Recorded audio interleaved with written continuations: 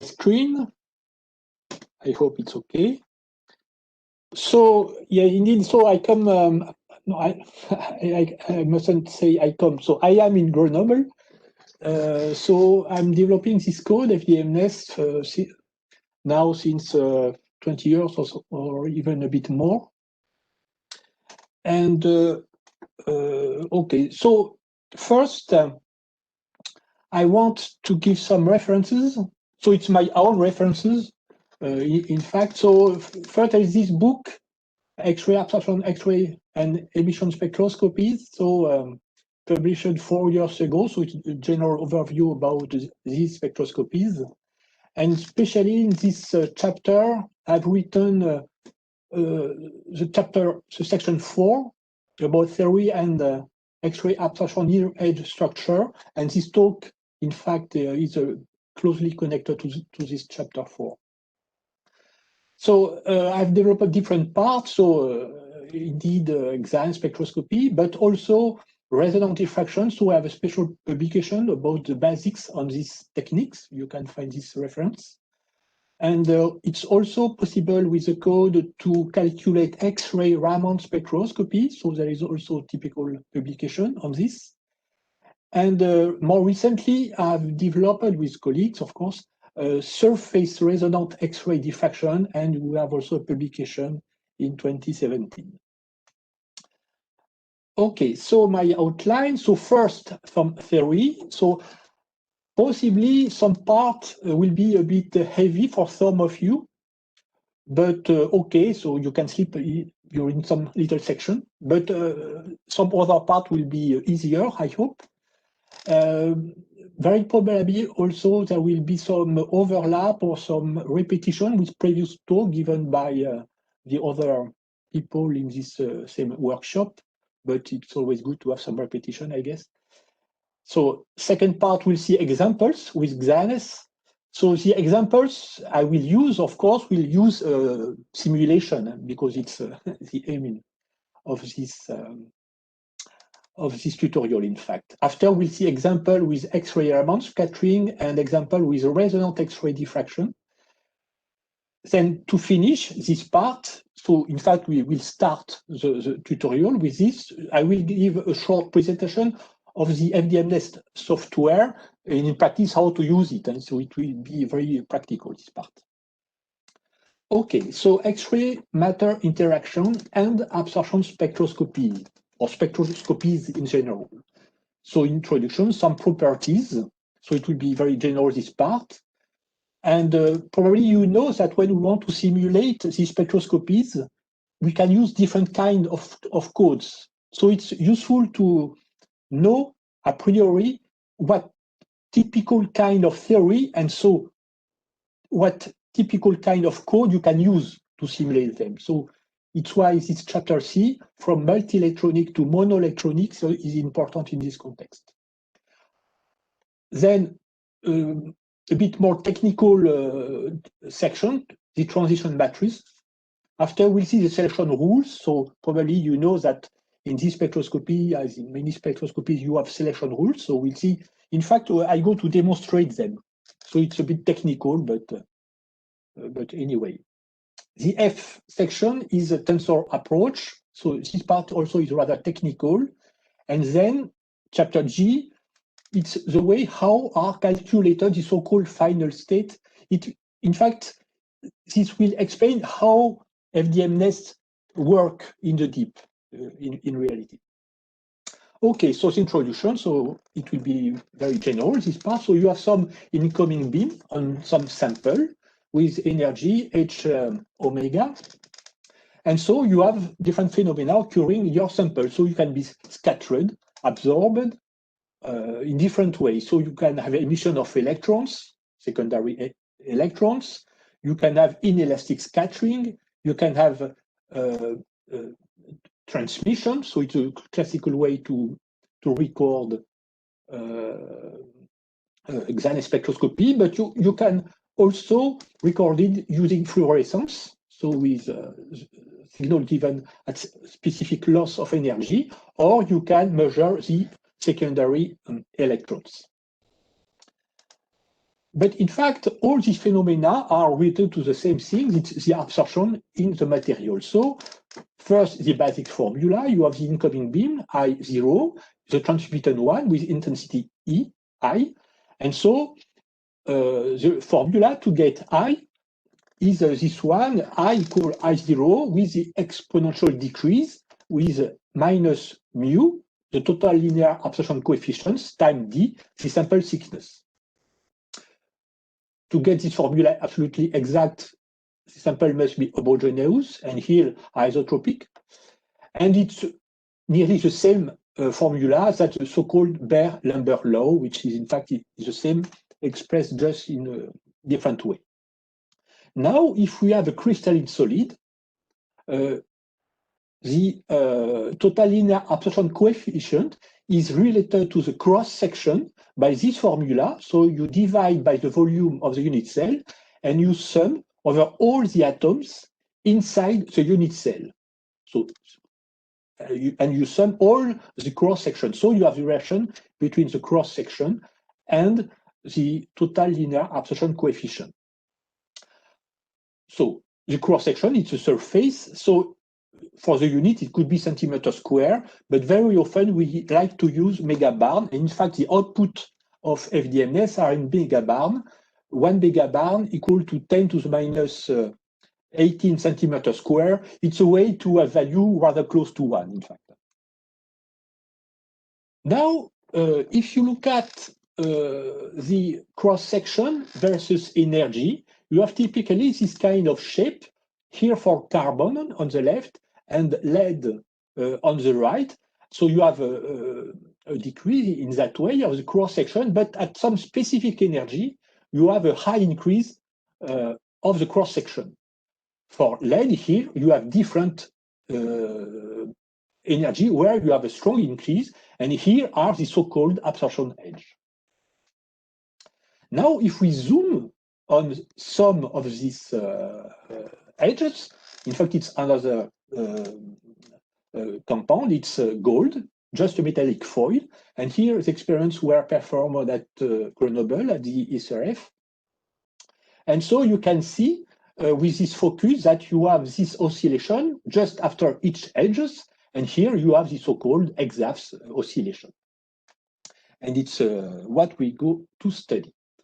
Now, to understand a bit more the phenomena, so to have the absorption process, you have your incoming photons, which provoke, when the energy is convenient, a transition of a core electron up to some empty space, so empty level, where after the photoelectron can propagate. So when you start from the n equal 1 level, so you have the k edge, for n equal 2, you have the L edges, and when you start from the n equals 3 level, you have the m edges. And now, depending on the second quantum number of the core orbitals, you have some splitting between when you have the 2s electron, for example, here L equals 0, here are the 2p electrons, you have L equal 1, and so on. And in fact, they are not exactly at the same energy, so your different edges will be at different energies. Now, for L equal 1, when L is not equal to 0, at least, you have a spin orbit effect in the core levels. This split the level between two, and so you have two different edges. So here you have L1, and then here you have L2 and L3. So the number are just a way to make distinction between the different sub-level. And okay, now if we consider a typical sample, for example, we consider the uranium edge in uranyl. Uranyl is just UO2 molecule. And now if we look at some of these edges of the same compound, so they are not at all at the same energy, of course, but here we have shifted the different edges just to compare their shapes. You can see that for the M3 edge and the S3 edges, But the big shift, and you can see this one is at 4,000 and something, and this one at 17,000 EV. But after the shift, they have nearly the same shapes, as you can see. So here you can see, here you have an M3 edge, and here you have S3 edge. So the shape doesn't depend on this letter, and this letter, in fact, is just a signature of this first quantum number. So the shape of the edge doesn't depend on the first quantum number. But if you compare now an M3 edge and an M5 edge, so same letter, now they have completely different shapes. So it means that this the shape of the edge will depend on L, but not so on N. So it's an information. Now some other properties. If you compare two edges of the same element but in two different compounds, so here is the copper edge, first in simple metallic foil, and second in an oxide. So the shape are at the same energies because the energy of the edges depend on the element and on the typical edge index. But the shapes evidently are very different. So we can see that what is different is just the surrounding around the copper absorbing atom. So this means that the shape of the edge are a signature of the local surrounding of the absorbing atom. Now, another properties. So it's the fact that the absorption shape depend on the polarization light. We know already in optic that pleochroism or dichroism is a change in color evident as the mineral is rotated under plane polarized light. Due to the absorption of particular wavelengths of light, transmitted light appears then colored. But in fact, it's exactly the same in X-ray. So in X-ray, the fact that the absorption depends on the way how you orientate your sample under the beam is equivalent to have a change of light in optics, if you want. So we call it still dichroism, even if we don't see the color. But the fact that when you rotate your sample, if you have an order, if you rotate your sample under the light, you have a change in the shape, as you can see here. Here, for example, in rutile, titanium dioxide, you can see that when the polarization is along C, you get the red curve, and when the polarization is perpendicular to C, you have the black curve. To get this, you need that your sample mustn't be cubic. Otherwise, it would be nearly the same at least. Another property. So the signal depends also on the oxidation state of the absorbing atom. And these differences mainly result in a shift of the spectra. Here, I take the example of sulfur, because I think it's in sulfur that you have the biggest shift versus the oxidation state. Shapes also change the shapes, but here what is important is the shift.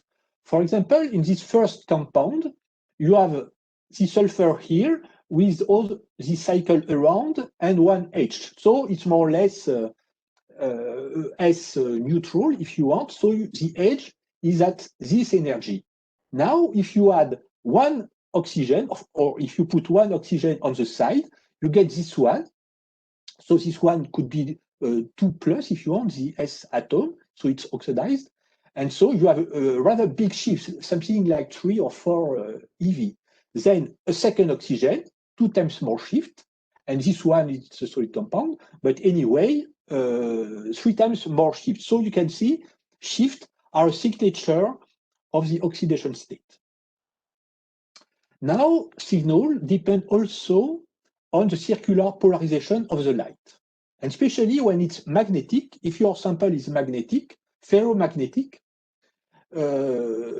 This so-called X-ray magnetic circular dichroism experiment are very sensitive to the moment, to the magnetic moment on the absorbing atoms. For example, at the nickel L23 edges, so here you have the absorption edges. This one is the L3, this one is the L2. Here we are in the soft X-ray energies.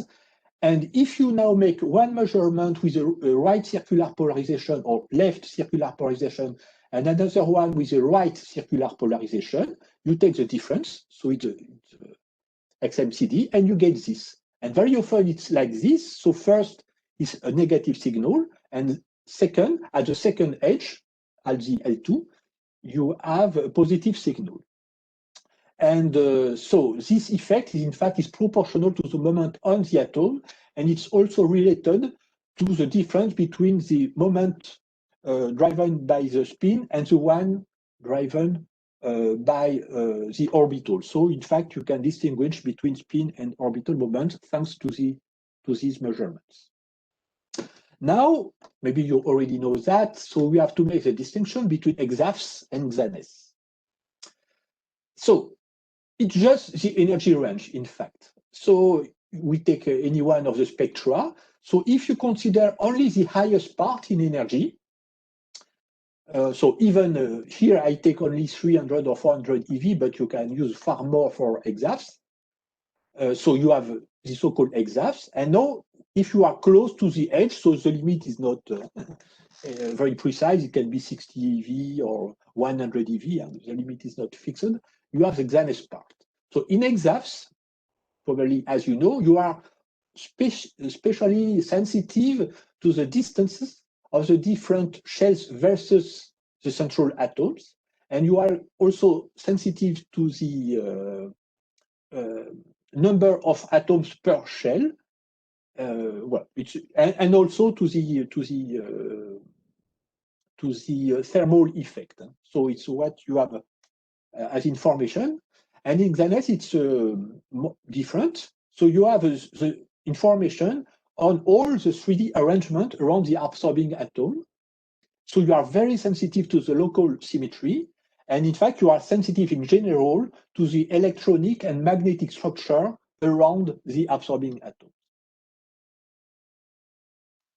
Okay, so I come back now to the general aspect. So we know that X-ray absorption spectroscopies are local spectroscopies. They are selective on the chemical species.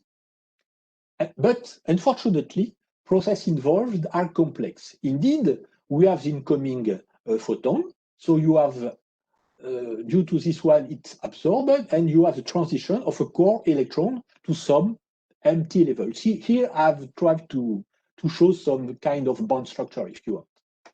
And the fact is that if you have more states, you will have bumps in general. When you have no state, you have some hole in your spectrum. But in fact, it's a bit more complex because what is probed is not exactly the ground density of state, because here you have a core hole. So due to this core hole, because there is not any more electron here, you have some screening effect of all the other electrons in the material. And due to that, what you probe, in fact, is not the simple DOS, but a kind of perturbated electronic structure. Now to consider that, how big it is and so on, and what will be the effect, we can have the vision of the time of the process, of the different process involved in this spectroscopy. The first time is the time of the absorption of the photon. So it's the reverse of the probability of transition between this initial state and final state. And this time is extremely short, 10 to the 20 seconds. More important are the time life of the core hole. This one related to the width of this core hole by this formula, so it's inverse. And typically for a 1s edge of the 3D elements, say for z equal 20 up to 30, it's about 1 eV, more or less. The width of this k level. And so this time will be from 10 to the minus 15 down to 10 to the minus 16 seconds. So it's far shorter. So the limiting time of the spectroscopy is in fact this one and not this one. Now, unfortunately, some other time are of the same type. This one is very related to this one. In fact, it's a relaxation time of all the other electrons around the absorbing one, which come to screen the core hole and so on. So it's, in fact, in this, you have all the multi-electronic phenomena you can think about, and the times, of course, because they are related, are the same. Now, you have another time, it's the transit time of the photoelectron to go out from the atom. So this time, so related to the kinetic energy, so will change, of course, if your kinetic energy of this photoelectron is 1 eV, so very close to the edge, up to, say, 100 eV. And this time will go from 10 to the minus 15, so close to this one, up or down to 10 to the minus 17. And the problem, in fact, you can have multi-electronic phenomena when this time are in this way. So, in fact, you have these multi-electronic phenomena mostly so close to the edge. And we need also some other conditions that we'll see further. And there are also a last time important to consider, but not so much to consider, but to check that it's less important, in fact, is the thermic vibration. So this time is longer. As you can see, something like 100 times longer in usual spectroscopy. For the FEL, it's different. But for usual spectroscopy, it's longer. And so we can say, as a first approximation, that X-ray absorption takes a snapshot of the perturbated material by the displacement of the atom due to the thermic effect. Okay, now there are another condition to have these multi-electronic phenomena, which are in fact embarrassing for us mostly. You have two situations. Your final state, so the state probed by your photoelectron, can be localized or not localized, unlocalized. So when they are localized, in fact, localized spatially, so here it's space, so it means that the orbital you probe has a small radius, nothing more. So it's also localized in energy in the sense that your level are close to the Fermi level and thin, if you want. In that case, the problem is that you have a lot of interaction between the hole and this different level. You have, so because it's excited, you can have different electronic state accessible due to this interaction with the hole. So it's complex. And so it will be multi-electronic, the effect. And in fact, to check that, if you have an experimental spectra, it's very easy to see just on the experimental spectra, because if these levels are localized, it means that you have no more levels after to make the transition. So the signal just after the edge go down so to 0 after the edge. On the contrary, when your final state is not localized, typically it's, for example, if it's a p orbital, here, yes, here I should have said that it's typically the case of the d level in 3D elements. And the radius of the 3D orbitals are about 0.5 angstrom, so it's short. On the contrary, the radius of the p orbital are far more big. And moreover, they overlap a lot with the neighboring atoms and so on. So these final states here are not localized. In that case, you have wide band, so they are not localized also in energy. And consequently, the shape of this absorption edge are step-like. Of course, you have different bumps If you have more state, you will have bumps and so on. But it's step-like. So in that case, the theory you can use to simulate this spectroscopy, the XANES spectroscopy, or the other of the same family, are ground state theory like DFT, for example. So you can use mostly monoelectronic approach, and in the other case, so it's not possible. And now to take the same kind of figure, but with true spectra, we can see the example. So at the L23 edge of nickel in nickel oxide, so you can see L3 edge, so signal go back to 0, and then L2 edge, signal go back to 0. So because it's 3D orbital, and especially in oxide, so they are very localized. And so classically, the theory to calculate this are the multiplate ligand field theory. On the contrary, to take an example, so it's an iron K edge in this compound, so iron solution with some chlorine around. So you can see it's step-like. You can have some pre-edge, but it's not a problem. In fact, you can calculate this using a monoelectronic or nearly monoelectronic theory.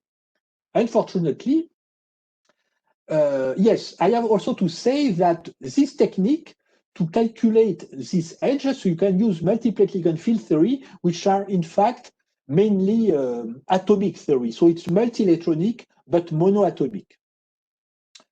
In that case, it will be monoelectronic, but because you have a lot of overlap of the orbitals of the central atom with the neighboring one to form this wide band and so on, of course, the photoelectron will probe rather far from the central atom. And to get to, it means that the photoelectron probe rather far from the central atom. So to calculate this, you must do as do the electron. So you must be absolutely multi-atomic to calculate this kind of phenomenon. So here it's more complex because it's multi-electronic, but it's more simple because it's monoatomic. But here, on the contrary, it's monoelectronic, but highly multi-atomic. Unfortunately, we have intermediate situation where we have both aspects. So you have this white line, so we call that white line. We are rather high, for example, in nickel L23 of nickel metal. But after the edge, that doesn't go back to 0. And so in that case, so you have many edges which are in this way. So you can use nor monoatomic theory, multi-electronic, nor monoelectronic and multi-atomic technique. So you have to be at the same time multi-electronic and multi-atomic. So to conclude on this part, you have two kind of rather easy way to make this kind of simulation. So first, multiplate ligand field theory. So it's specially devoted for the L23 edge of the 3D elements and the M45 edges of the rare earth elements. And for all the other edges, mostly you can use DFT approach. So it will be okay for K or L1 edges and for the L23 edges of the heavy elements. And even on the M45 of the very heavy ones, the actinides and so on. And now for the intermediate situation, so actually people are developing different theory, and I'm doing that also. I think no one is really easy to use actually, but they can be anyway downloaded, and you can anyway work with this one. So you can use this called beta salpeter equation. So you have different authors. So I've selected just one of the authors. Sorry for the others. So Shirley, for example, is working on this. You can use a time-dependent DFT. So like it was proposed first by Schwitala and Ebert and co-workers. So it's also in FDMNES, this one. So you have a multi-ligand field theory, but with vanilla orbitals, like do orbitals, is to be not anymore monoatomic, but using multi-field theory. You can use multi-channel multiple scattering theory by Kruger and Natoli. another technique, dynamic mean field theory, like by SIP, for example, and other authors. And after you have all the quantum chemistry techniques, configuration, interaction, and so on and so on. Okay. Now we have to demonstrate the XANES formula, or at least to show it and to see a bit more the difference between multi-electronic formula and mono-electronic formula. I was always surprised that, in fact, it's like to have two communities. The one speaking in terms of multiplate, they have their own languages. And in fact, it's very difficult to understand people speaking in the language of density of state or ground state, simple orbitals, or I don't know. And sometimes it's like it's completely different things, but in fact, they are, of course, very connected between them. And in here, I just want to show how we, more or less, how we go from one formula to the other one in a very simplified way, of course. So the absorption cross-section, so I give directly some kind of result, is given by this formula. So it's a cross-section. So here, h bar omega is the energy, alpha is a fine structural constant. And so you have the transition between a multi-electronic initial state. So multi-electronic, it means that it's all the state of the atoms and the neighboring atoms and so on in general. F are all the possible final state. So it means that in this final state, one electron in some core hole is missing, but after you can have any kind of rearrangement. This guy here is in fact just to conserve the energy, because h bar omega equals the difference between the final and the initial energy. And here the term O here, we'll see after how we get this, is a transition operator to make the transition between the electron here to the final state, and is related to the polarization epsilon dot r, the position, and then here polarization again, and this is k is a wave vector of the photon, a polarization of the photon.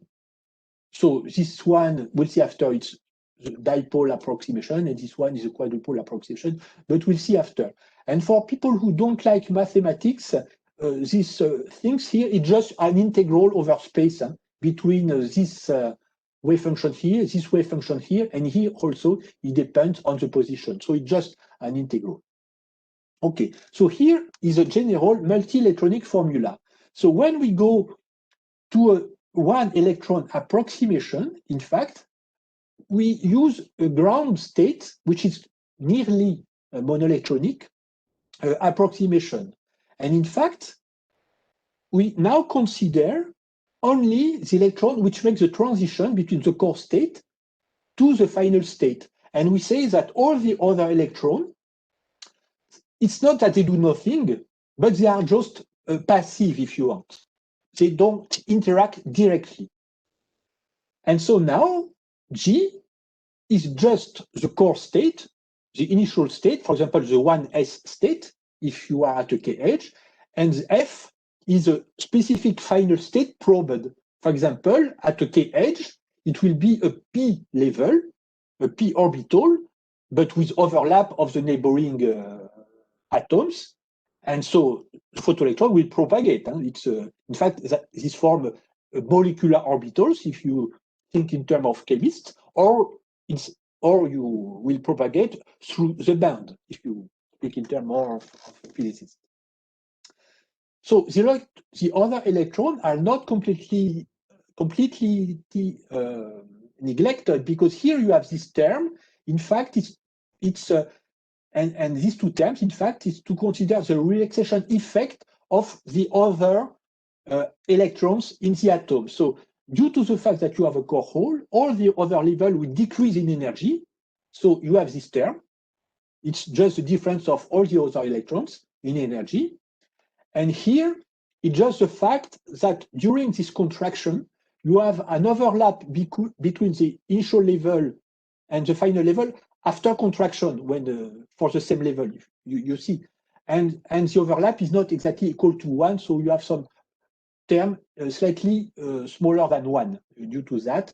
It's this term that we see also in XAS usually, but in fact in XAS it's also used to not only for that, but as an empirical term, in fact, to manage with all what we don't know in some way. Okay, and of course, in fact, in the formula that you can see in the literature, most often we forgot this black term, but it just remains that in fact they are here. So, as I said, yeah. So F, in practice now, moreover, it's a ground state theory, but it's not exactly a ground state theory. But now, by default, most often we calculate F as an excited state that is with a core hole, in fact, but it's just a potential which is modified. And by default, at least in my code, but I think it's also in FEF, I guess, with an extra electron on the first non-occupied level. But so, in fact, you build a new density of electron with a core hole, and with this first non-occupied level occupied. With this, you calculate the potential, so you can then solve your Schrödinger equation or Dyson equation or any one. So it's a way to say that it's still a ground state theory, but you make some point that in fact you have some excited effect anyway. Okay, so now you have another thing. So when you have calculated that, so you have, say you run your code, for example, FDMNES or FEF or any code. So you have calculated the spectra, so given by this formula.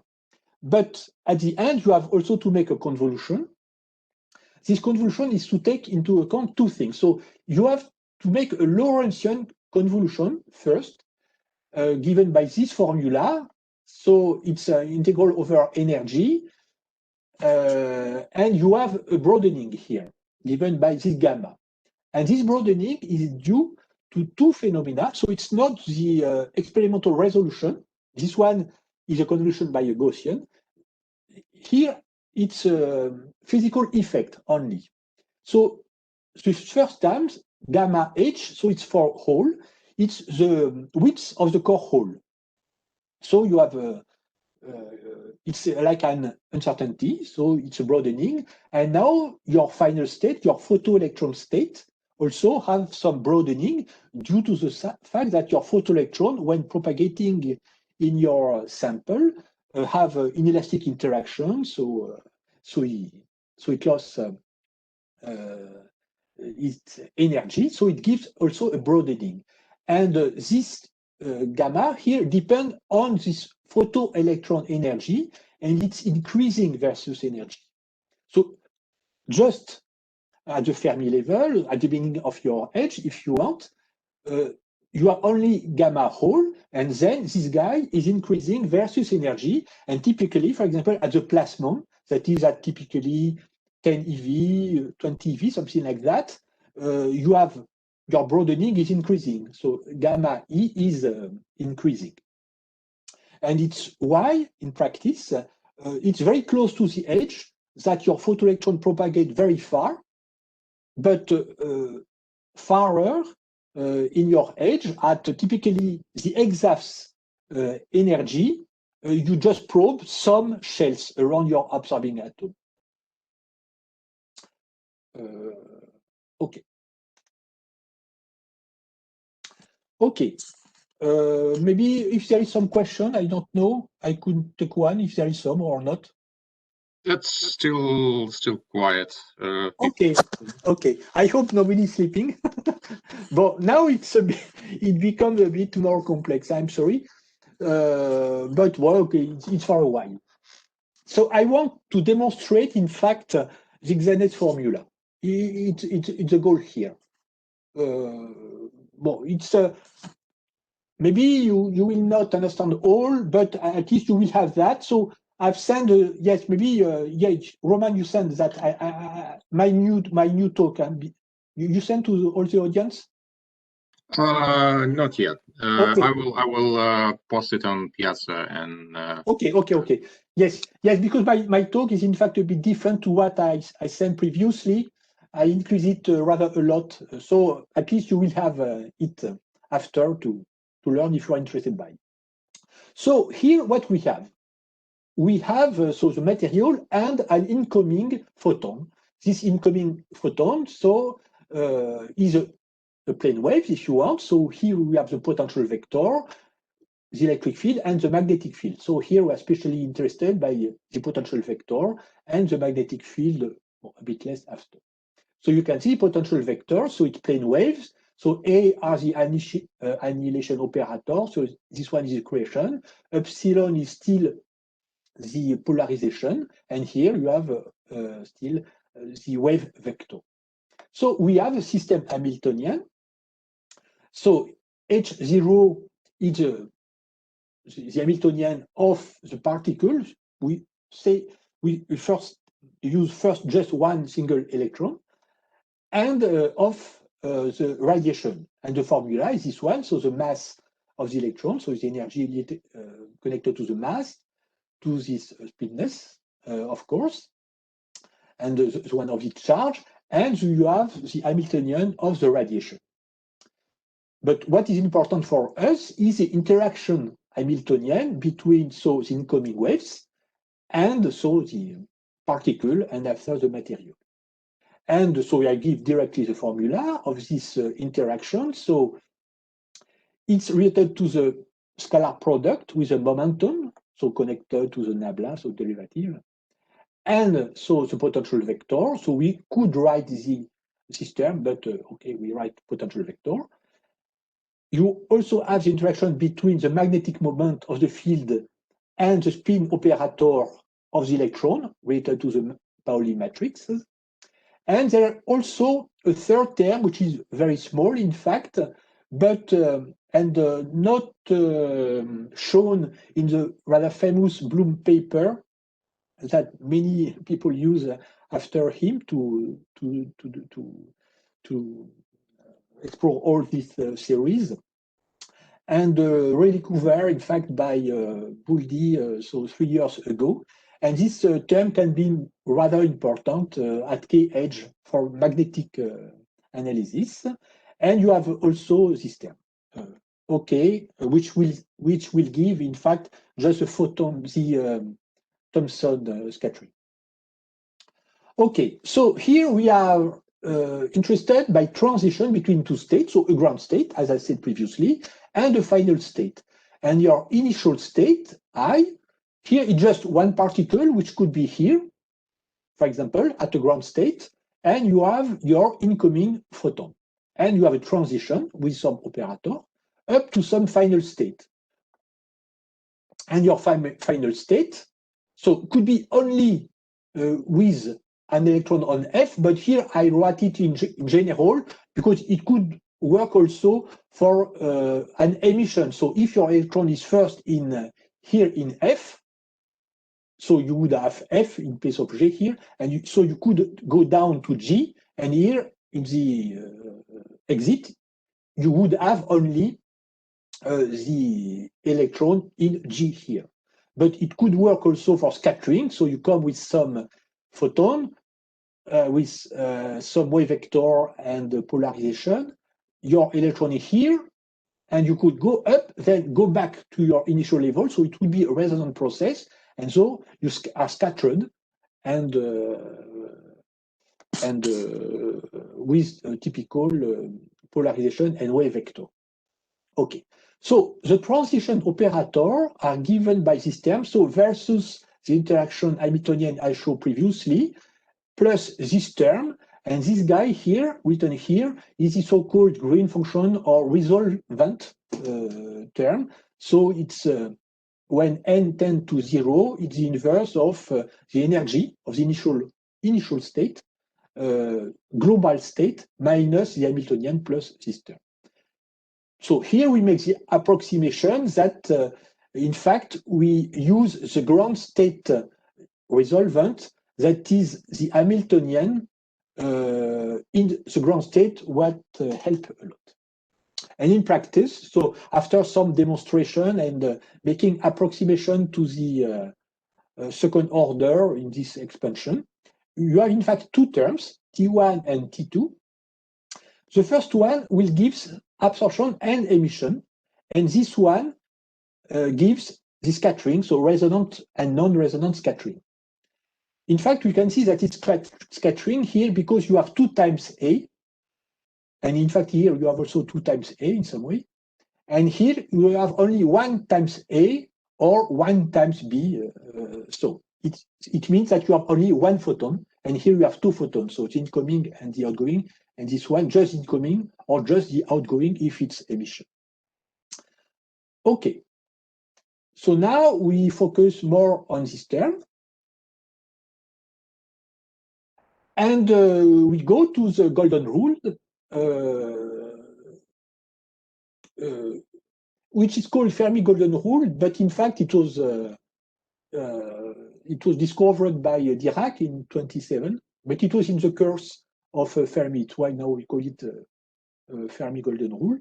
So in the absorption cases, in fact, we could demonstrate that the probability of transition in second minus 1 is so this term, so the transition between initial state and scattered or final state with this T1 I showed just before, times the density of state if we have some.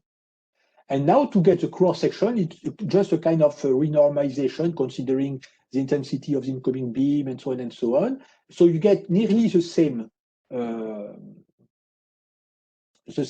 formula. Now we have eliminated the photon, in fact. So we have, you recognize the G, so it's the electron core state, and F, the final electron state, and O is the operator.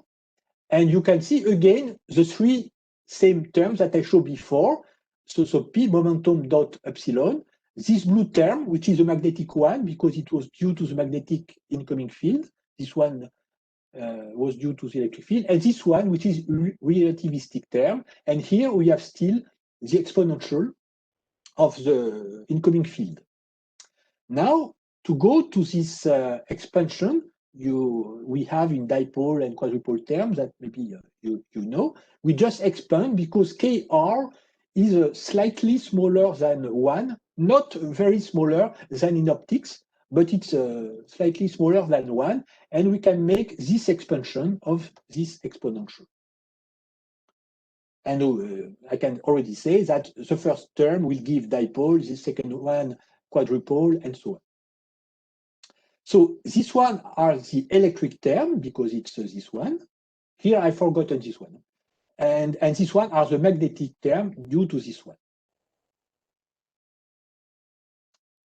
Okay. Now I want to calculate this one a bit more precisely. So this guy is a bit unpleasant. You remember maybe that this guy is related to the nabla of the operator nabla, and we have some formula in quantum mechanics which states that P dot epsilon is equal to this guy times epsilon dot r. It's a commutator between epsilon dot r and the Hamiltonian zero that we have used. So if we put that just here between G and F, like here, in fact, Hamiltonian on G then gives the energy of the state G, and because it's commutator, it goes on the other side, and the Hamiltonian of F gives the energy EF. So it's just equal to that, and now we have this.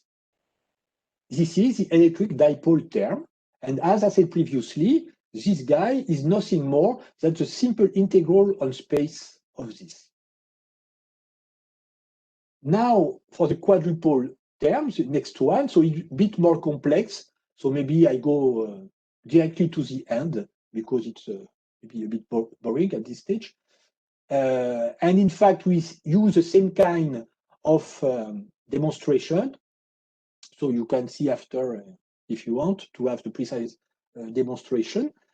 One term, in fact, will go to the magnetic dipole Okay, so here I have a little mistake. It's E2, not E1, sorry.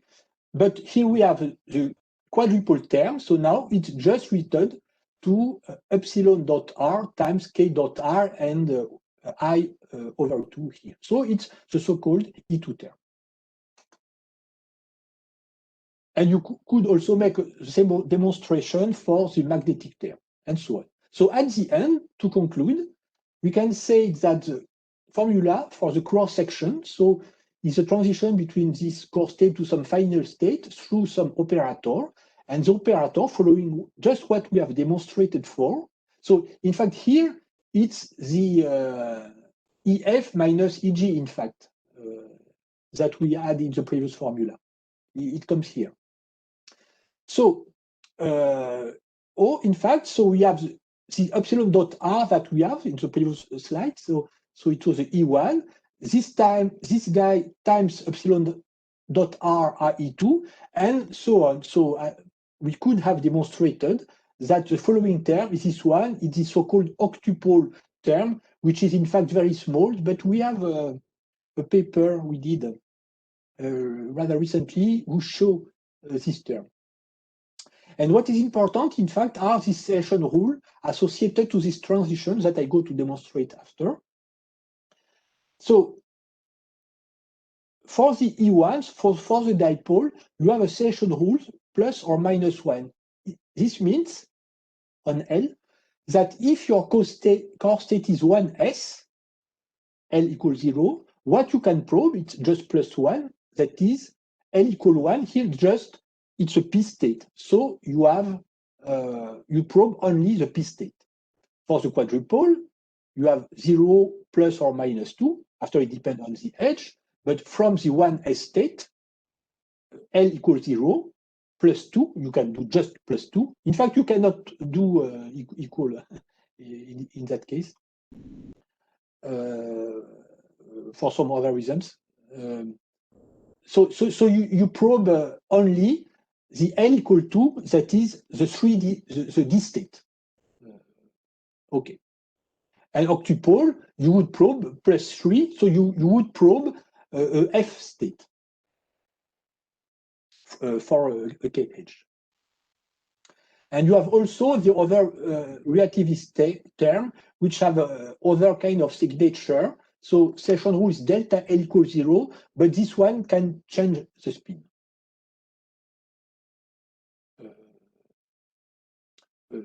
Yes, so it's why it's sensitive. I'm not sure to have the same. So good. This one is not a relativistic one. I was wrong. Sorry. So it's a so-called M1 term, which is very teeny, in fact, in X-ray absorption spectroscopy. But many people try to detect him because it could be very interesting to probe different phenomena in materials. And now you have the last term that I was showing before. It's the relativistic one, which also can change the spin and which has been so detected. And we wrote a paper, so first author, Boldi and co-workers, so 3 years ago. So it's possible to detect in. So it must be in a specific situation, and it's in magnetism that you can see that. Now, selection rules.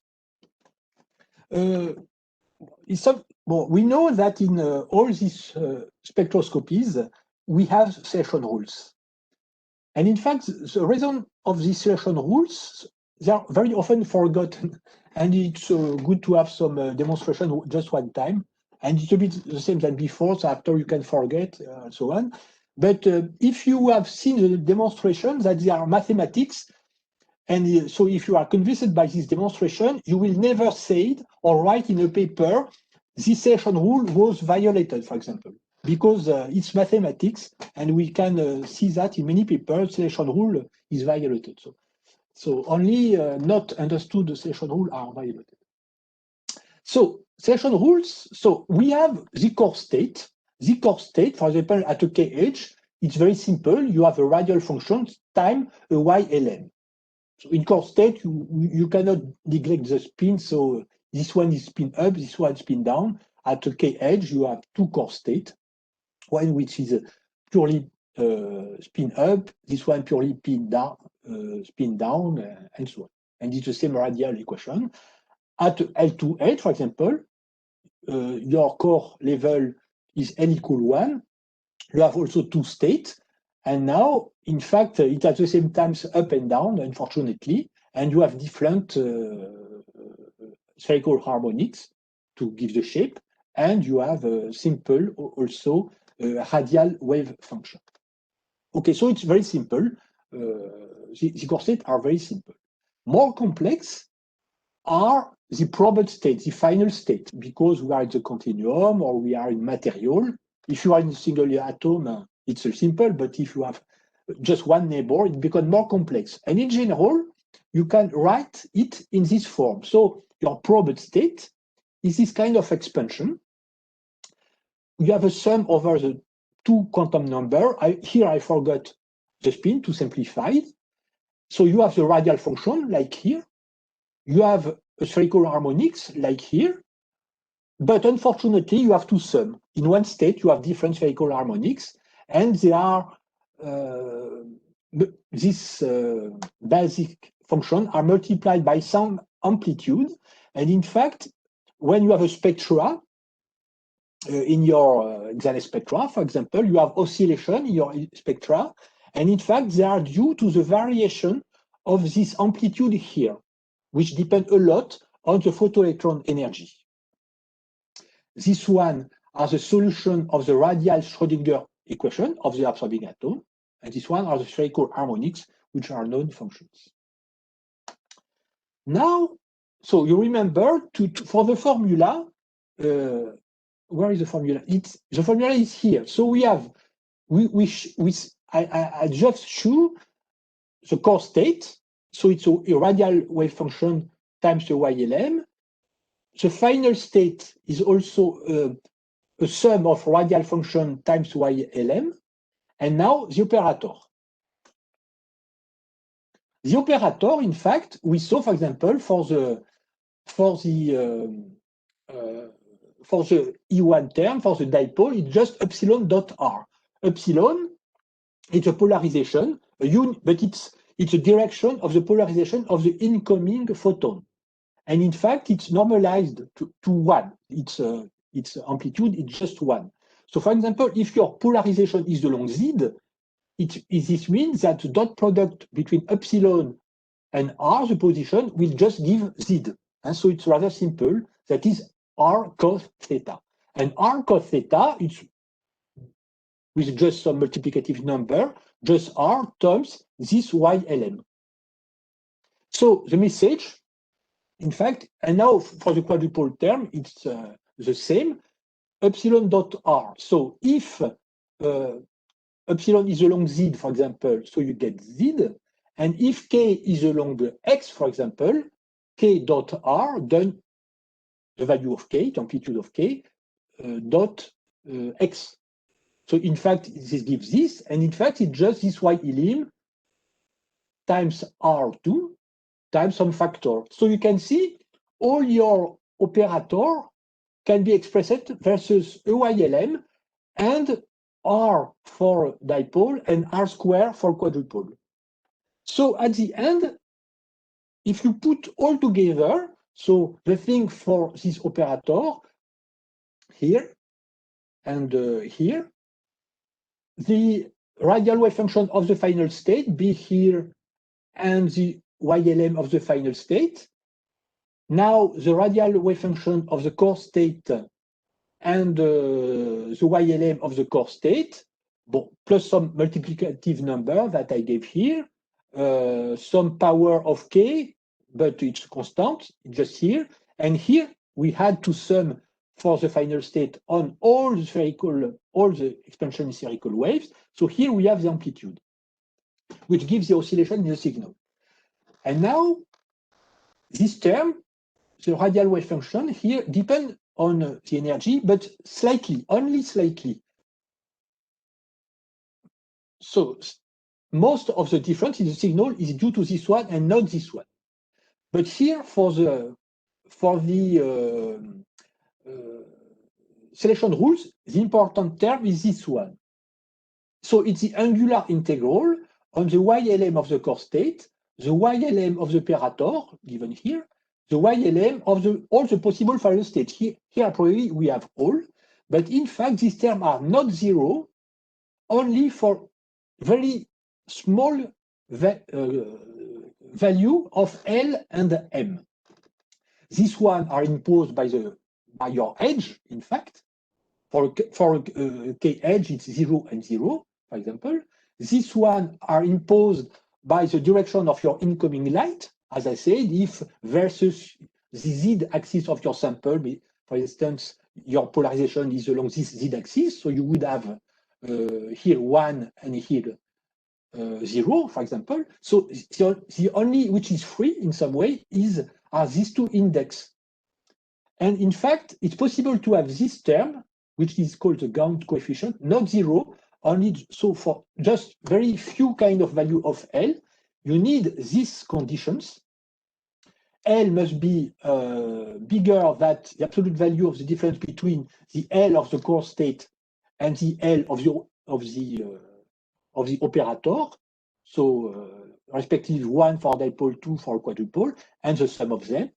So this gives at the end that for dipole in general, we could have delta L equal plus or minus 1 for the dipole, and all these possibilities, but it depends on the edge, in fact, 0 plus or minus 2. In practice, yes, for the case of this one does not work with the minus. So it means that for K, L1, M1 edge, so it depends only on L, by the dipole you probe P state. For the quadrupole, there is a mistake. There is not the S, I'm sorry. There is not the S. It's a mistake here. I'm sorry. But for the other edges, for the L2 and S3 edge, so by the dipole, you probe S and D state. For the quadrupole, you probe P and F state. For L2 and S3 edge, very often we consider the transition to the S state as negligible. And we think that it's only possible to make the transition on toward this state. But in fact, you have also to S state. And for example, because we very often use this L2-3 edge for 3D elements, but if you make an L2-3 edge of a lower Z element, but in fact, the S state are by intensity give more effect than the transition to the D state. So for low Z element, in fact, this contribution is important. And here it's the same. Okay. And finally, for the M45 edge, so you probe for the dipole P and F state, but the bigger term is the F state. And here you probe, in fact, 3 possible states for the quadrupole, but you don't see so often G state, evidently. There is not so much. Okay. In fact, you have also selection rule on M. In complex spherical harmonics, it's M equal M orbital plus M core orbitals. I prefer to show what effect gives these selection rules on M by a draft here. Suppose your incoming waves is in this way, polarization is along Z. Your sample is here. For example, you have some metallic atom with some octahedron around this central atom. Here you would have the PZ orbital. And this one is x-axis, and this one would be y-axis. We don't consider the B of this incoming photon. But we have the wave vector of the incoming photon K along this x-axis. Now, if you consider only the dipole, in fact, this means that here, in fact, it's the electric field of the photon, which is vertical, and the approximation is, in fact, to neglect the change of the waves versus x. It means that the electric field is exactly the same all inside your, for example, 1s orbital. And it means that due to this electric field, which is oscillating, your 1s electron is now vibrating just vertically and not horizontally. And a 1s orbital vibrating vertically, it's like a pz orbital. So after, up, you make the transition to the pz final state. So it's a selection rule. So I demonstrate here by hand, but mathematically, in fact, you get exactly the same thing. Of course, if you rotate your sample by 90 degrees, now you will have the atom here. So you will not probe anymore, say, the pz orbital, but the p, I don't know why level. So it will be another orbital that you will probe. So you can have dichroism if the pz and p and py orbital are different for some reason in the amplitude. Now let's see the quadruple term. Now we don't consider anymore. So the energy is sufficiently high in order the variation of the wave of this wave here of the incoming field is sufficiently high to have some difference inside the 1s orbital. Now the vibration is not anymore exactly vertical along Z. So you have a kind of vibration a bit in this plane along XZ if you want, or it's not okay. And this will give a possible transition to this state here. So it's dxz. So it's in this plane, absolutely in this plane, xz, that you will get your transition. So the conclusion is that you have a selection not only on L, but in fact also on the specific orbital in your material. And here, very evidently, if you rotate your sample by 90 degrees, again, you will not probe anymore the dxz orbital, but for example, the dxy. And for example, for a cubic sample, maybe you know or you don't know, but for a cubic sample, signal is isotrope, in fact. So in fact, if you rotate your sample, you don't see anything special because the amplitude of these two orbitals are in fact the same.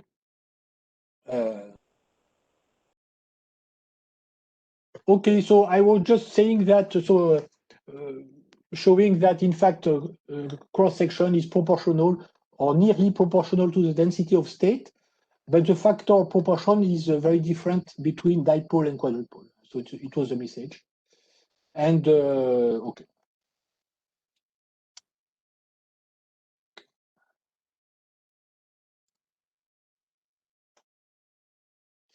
Okay, so the conclusion here is whatever the detection mode, so fluorescence, transmission, and so on. Because at the end, for example, so we have the transition to get the absorption, but to detect the signal, so you can just measure the absorption, but also you can measure so secondary phenomena as fluorescence, for example, when you have this secondary effect, so the fluorescence of with the transition of another electron down to the core hole, and so you detect at a specific energy, and so the signal is more or less proportional to the absorption process, and also you can measure the electrons and so on. Note also that you can also measure resonance scattering, so it's so you have the absorption and so the transition up to some state, and so the electron go back to the core state, and you have the emission of another photon, but with the same energy because it's elastic. So at the end, whatever are the spectroscopy, in some way, you measure the density of state of your material or the electronic structure. Okay, maybe I go to skip this part because it's a bit too much. The conclusion of this part, it was to say a bit the same thing that before, that in fact, playing with the polarization, the selection rule, playing with the polarization, you can be sensitive to very specific projection of the density of state on the different absorbing atoms. And also, and so you can be sensitive just to the charge of the atom, just to the moment the magnetic moment on the atoms just to some aspherical part, so-called quadrupole part of the density of electron around the absorbing atom. It's a kind of quadrupole term, but not the one of the transition. And also, you remember I was saying that you can probe the dipole term, the quadrupole term, but you remember in the formula you have a modulus square. So in fact, what we probe, it's a E1 term. Or what you can probe, it's a E2 term because you have this modulus square. So, but you have also the square term. Yes, not the square, the cross term. Sorry. So the E1, E2 dipole, quadrupole. And with this term, you can probe very specific things, like, for example, the electric moment around the absorbing atom, or the so-called toroidal moment. So it's other order. So people working, which are not very interested in the phenomena of details of the electronic structure, we can probe with the spectroscopy, analyze all this kind of component. Okay.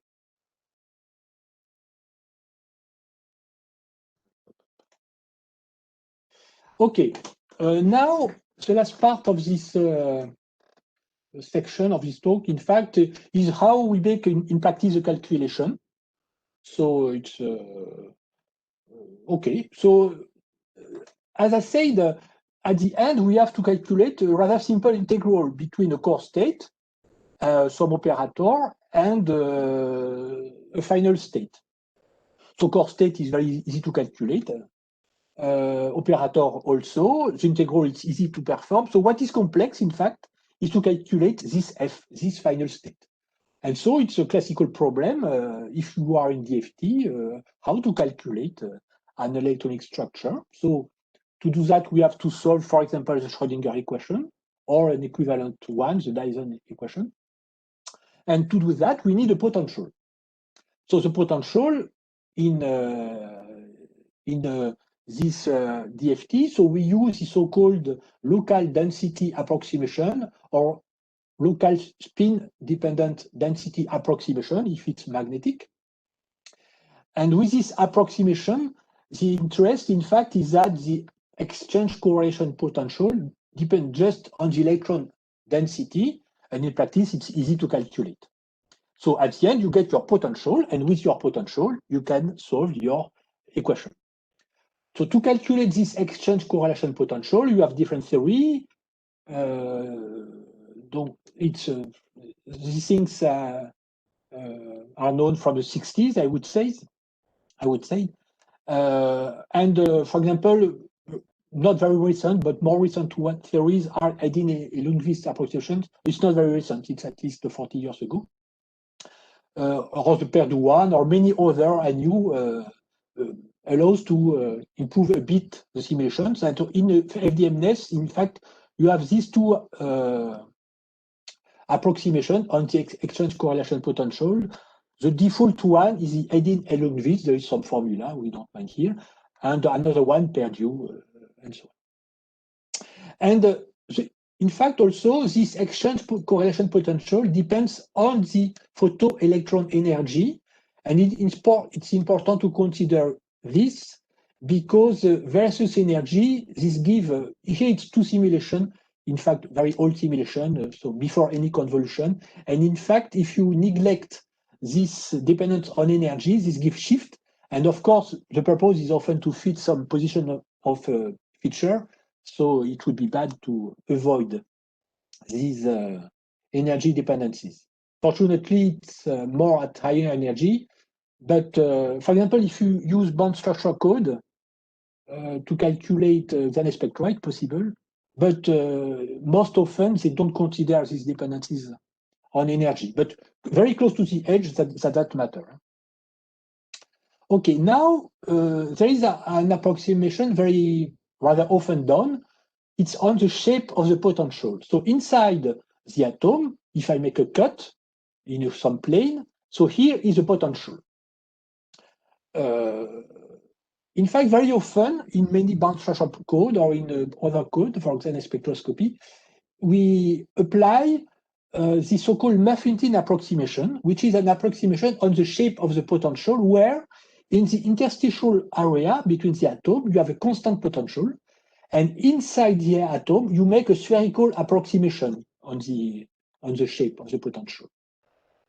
Very evidently, if you are at low energy, and more specifically when your material is not dense, it will be not very good. So it's better, very often better, to avoid this approximation and to be full potential. And moreover, in the theory using this approximation, you have two parameters: the overlap, because we build atoms, spherical atom, but with some overlap, and you have also the interstitial parameter. And in fact, they are parameters. Sometimes they are set for you automatically, but anyway, there are some parameters. Okay. So in the code in FDMNES, there are two theories. The first one uses multiple scattering theory. It's the same theory used also in FEF, for example. And so maybe you already know it because you saw the previous tutorial. So this theory most often uses this Muffington approximation. And well, how to explain that? You have two waves. So first, using the green function approach. Second one is to use the scattering wave approach. So I use the second one because it's easier to explain. So if you have just one atom, you can write that the wave function in one atom. In fact, you can write just in this way. It's not necessary to have the sum over the different L, because if you have a simple atom, they don't mix. They are not hybridized in different states. So you can consider separately the different L and M. And you can say that outside the atom, potential is constant. And the solution of the Schrödinger equation with a constant potential, if you use spherical basis, are the so-called Bessel function and outgoing function. And this guy here is the atomic scattering amplitude of the outgoing function. And so you have two unknowns, the amplitude here and the outgoing scattering amplitude. And because you are at the frontier between the atom and outside the atom, you can make the continuity of the function and the derivative, and so you can get the amplitude here, the scattering amplitude, and the amplitude inside the atom. So it's easy. If you have more than one atom, it's a bit more complex, because the outgoing electron will go to the next atom, then it's backscattered, and so on. So you have this path situation. You can also show in that way. So you have this multiple scattering. So it's more complex. So I go very briefly. So the system is not anymore spherical. And in fact, to get now the amplitude here, you can show that it's proportional, in fact, to this multiple scattering amplitude onto the atom A. And it's given by a big matrix, which is obtained making the reverse of this term, which are also matricial terms. This one is a unitary matrix. This one is a matrix containing the scattering amplitude of the single atoms. And this one are path operator making the transition between the different atoms. And so you solve all this. So you get at the end the multiple scattering. And so at the end, you get 2. So to make the connection between the amplitude, we remember that to get the formula of the cross-section, we must have the amplitude. You remember that wave function is related in that way to the different amplitude and to the radial wave function and to YLM.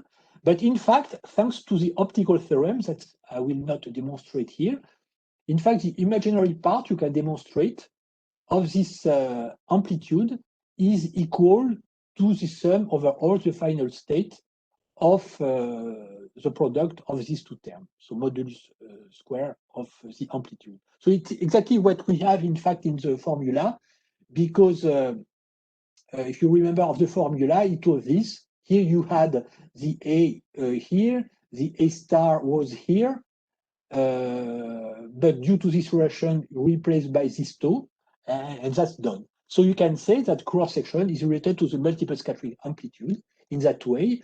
And for people who like mathematics, in fact, this term is nothing less than the famous Green's function. I say that because in my code, when you put the keyword green, it means that we use this theory. It's not the color green, which is in blue here, written in blue. Okay, so it's the first theory used in FDMNES. And the second theory used, which is in fact the first one in historically, and in fact is a technique which gives the name to the code. It's a finite difference method. So it's another way to solve the Schrödinger equation. So in fact, it's very simple to explain in that case. So suppose you have some cluster of atoms. We use symmetry in the atoms to save some types in computing and in memory space. And in fact, we go to solve Schrödinger equation on a grid of points, a dense grid of points in all the area of calculation. Here, we just make a Taylor expansion of the radial, no, not of the radial, sorry. We make a Taylor expansion of the Schrödinger equation on each point. For example, the second derivative appearing in the Laplacian of the Schrödinger equation is just given on a specific point here by the value of the wave function of the two neighboring points on each side minus 2 times the wave function of the central point divided by the interpoint distances square. So this one is the derivative 2 in this way. So for the Laplacian, you sum along the 3 axes. And at the end, your Schrödinger equation is very simple. It's a simple linear equation between the wave function on the central point and the wave function on all the neighboring points. So you write this on all the points everywhere, and that's done. But now here you have atoms and you have an outer sphere, and you have to make some connection with the atoms, which are in fact very small sphere. It's not the usual muffin tin sphere, but very small sphere, in fact. And here we can make a spherical expansion. And so inside the atom, we make the classical spherical expansion. And in fact, at the border, we have specific equation making the connection between the continuity between inside and outside. And outside is the same. We have the solution outside the atom, Bessel and Hankel function times some amplitude, and there are also a specific equation to make the connection between inside and outside. Okay, I will not go further on this. And so when we have solved that, you have your solution, the wave function everywhere, and the amplitude inside the atom, and so you can calculate the cross-section. So the interest of this technique is that the potential shape is free, in fact. The interpoint, because on each point here, you have different potentials. So the shape is free. Of course, the grid must be rather dense, interpoint must be rather small. So you have many points. So you have a very big matrix to solve. So it's the technique is more consuming for computing in the memory space and in time. But fortunately, some time ago, 5 years ago, a group in Russia improved a lot the code. So it's mainly Sergei Guda and co-workers in Russia who find a way using some specific library, MEMS library, to make it's a way to solve sparse matrix solver. Okay, so it's highly faster than it was before, and now in fact we can calculate even on a simple laptop. In fact, you can calculate nearly all. Sometimes calculation can be anyway heavy, and you can use cluster of computers. But anyway, now it's rather easy. But anyway, it's still longer than the multiple scattering theory, and it's why I have the two techniques in the code.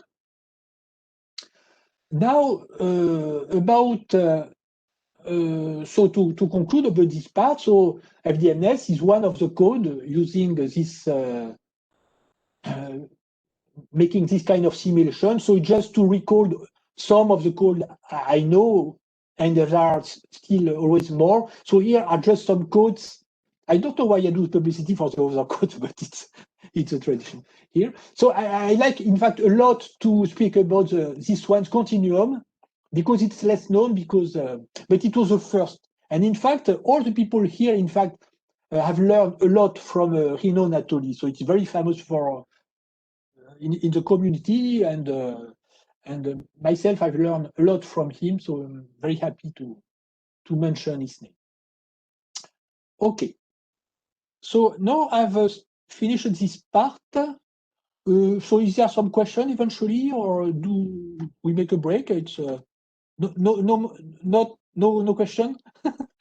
But okay, now if you see some question coming, so you can stop me, Roman. No problem. Okay, some example. So this example is one of my first calculation I did, I think. So it's a rather long time ago because I'm old.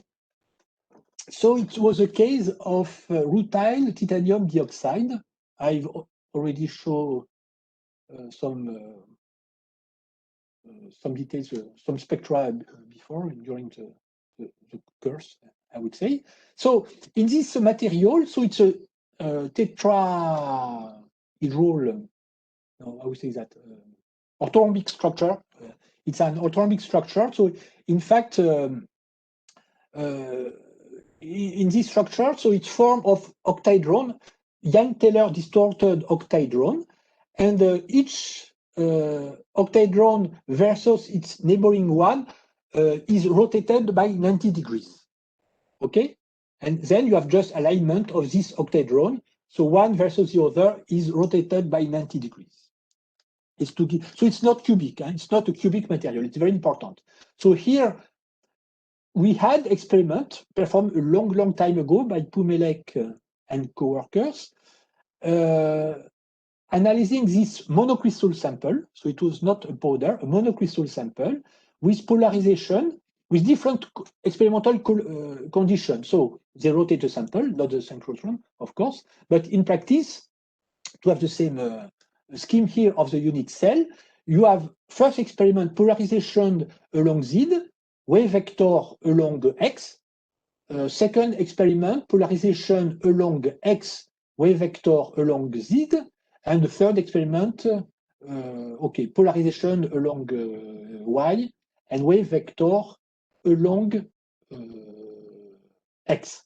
So the point is to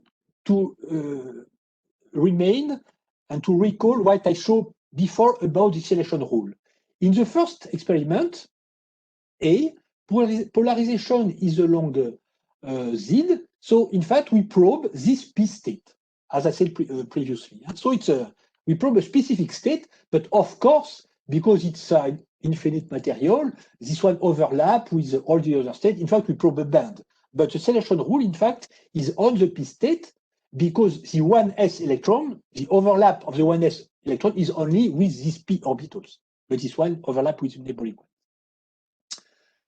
This is for the dipole. For the dipole, as I also showed before, what we probe, in fact, are these d, x, z state. Okay. Now, second experiment. I just want to say that in that case, for the other octahedron, in fact, because this one is rotated by 90 degrees, you probe also, we could give the same name because of this axis, but very evidently, you see that it's not the same orbital. This one is a T2G. Ah, merde. And this one was, no, this one is an T2G because it goes between the neighboring oxygen, and this one is an EG. Okay? So with the same experiment, we saw, in fact, the same PZ orbital because they are equivalent, but we probe different kind of d orbital. Now, with this second experiment, polarization along X, we probe the px level. This one, it's different, but because we have a fourfold axis by symmetry, in fact, it's the same. And at the end, how looks the experiment and the simulation I did so a very long time ago. So here I show just these two experiments. So this one, polarization parallel to Z, so it's this one, and this one, polarization perpendicular to Z. So here you can see the dipolar phenomena. Yes, how first I know that it's dipole phenomena, because by the selection rule, the dipole at kh probes the p state. So the band is wide. So in all this we have p state. The d state in a 3D element, they are close to the Fermi level. So most probably d states are only here. So here, after by the simulation you can check, because you can put quadrupole or put out it, and so you can see the difference. But just with these considerations, you can be sure that here is due to the p state. So here the difference is due to the fact that polarization is parallel to Z or perpendicular to Z. So it's a dipole diclosium. Now, if we focus here at this time, so long time ago, people were surprised to see three pre-age. This one, which is small, E1, and two other, E2 and E3. People were surprised to see three pre-age because a priori, in such compound, you have only two kinds of D state. People were expecting to see, for example, the EG here and the T2G here, because these two D states are not at the same energy, because one point towards a neighboring atom, so it's repelling, so they are at higher energy than the other ones. And in fact, there are three bumps. So why? It was a question. Now, because they did this experiment, along all these conditions, even experimentally, due to the symmetry consideration, they could check to Meleg that in fact the quadrupole was not these two, but in fact these two here. And this one was dipole, of course, but also this one. This one, in fact, also only dipole, and in fact is also dipole. So this one is both dipole and quadrupole. And this is due, in fact, so why here we have a dipole, but in fact this is due to the core hole. You remember that in fact in the spectroscopy there is a core hole. So for the absorbing atom, which is here, due to the core hole, there is screening of the core hole. So the d state of the atom, of the absorbing atom, decrease in energy.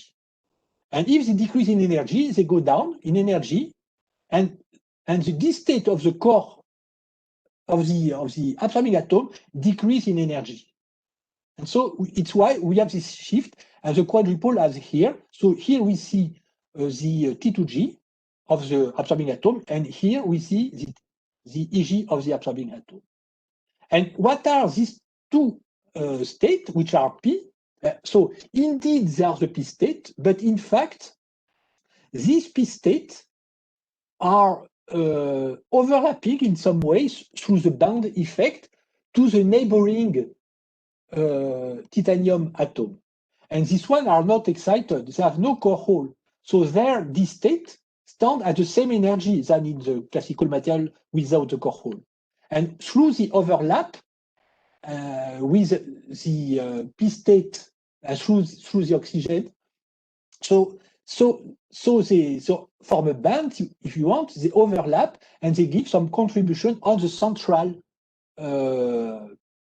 P density of state, on the projection of the density of state on the absorbing atom of the P state. So they are P, but in fact they have a kind of a prod of the neighboring D level, of the neighboring atoms, of the neighboring titanium atoms. You see more or less what I mean. I hope. Okay. Okay, so after we did the simulation, so it's what I've just explained just before. So you have this kind of overlap.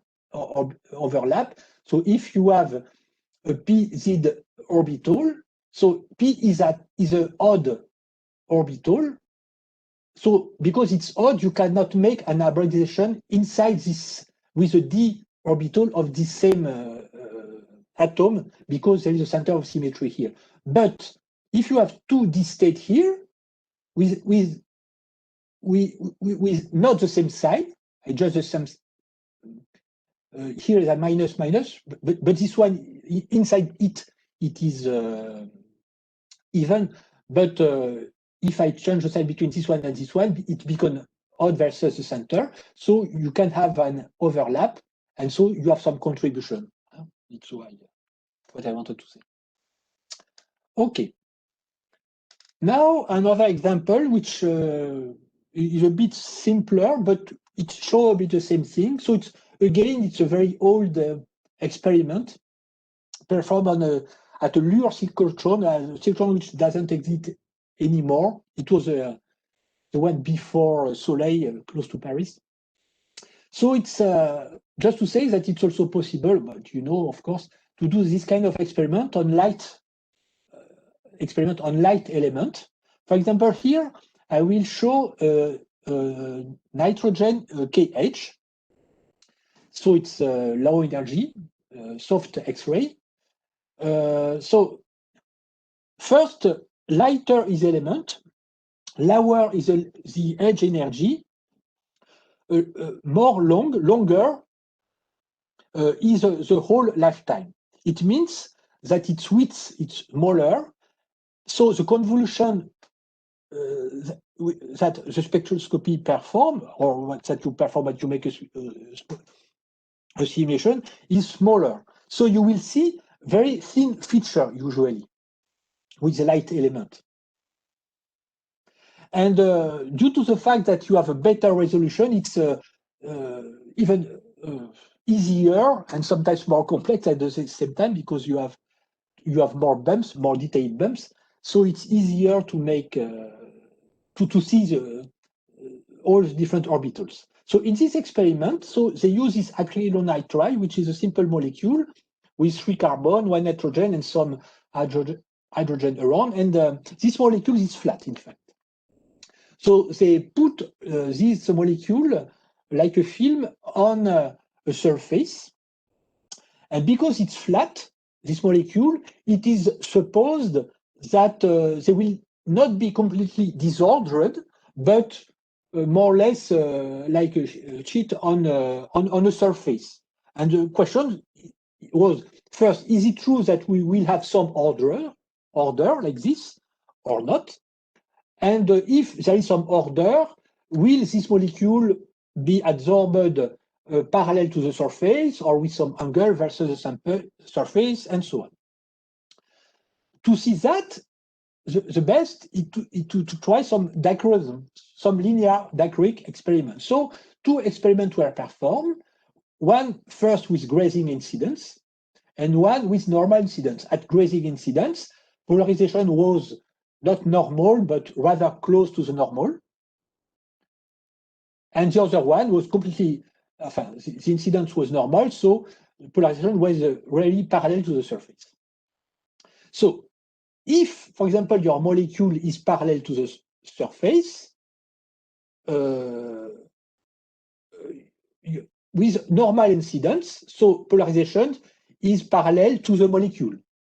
And in that case, what you can probe, so now it depends on the azimuth of your molecule versus the surface, if you want.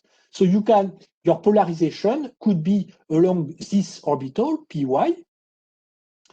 It means that you would probe the orbital py, but because it's molecule, here we don't speak about bound, but of course you will have some overlap between neighboring py orbitals, so you form the so-called pi y star antibonding molecular orbital, which is in fact a larger molecular orbital. So you probe in fact the pi y star orbital.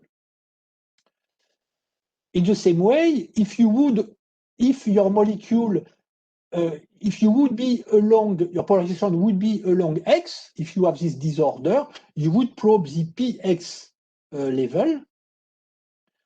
which would form with the neighboring p orbital a sigma bond, sigma star bond. So you would probe this one.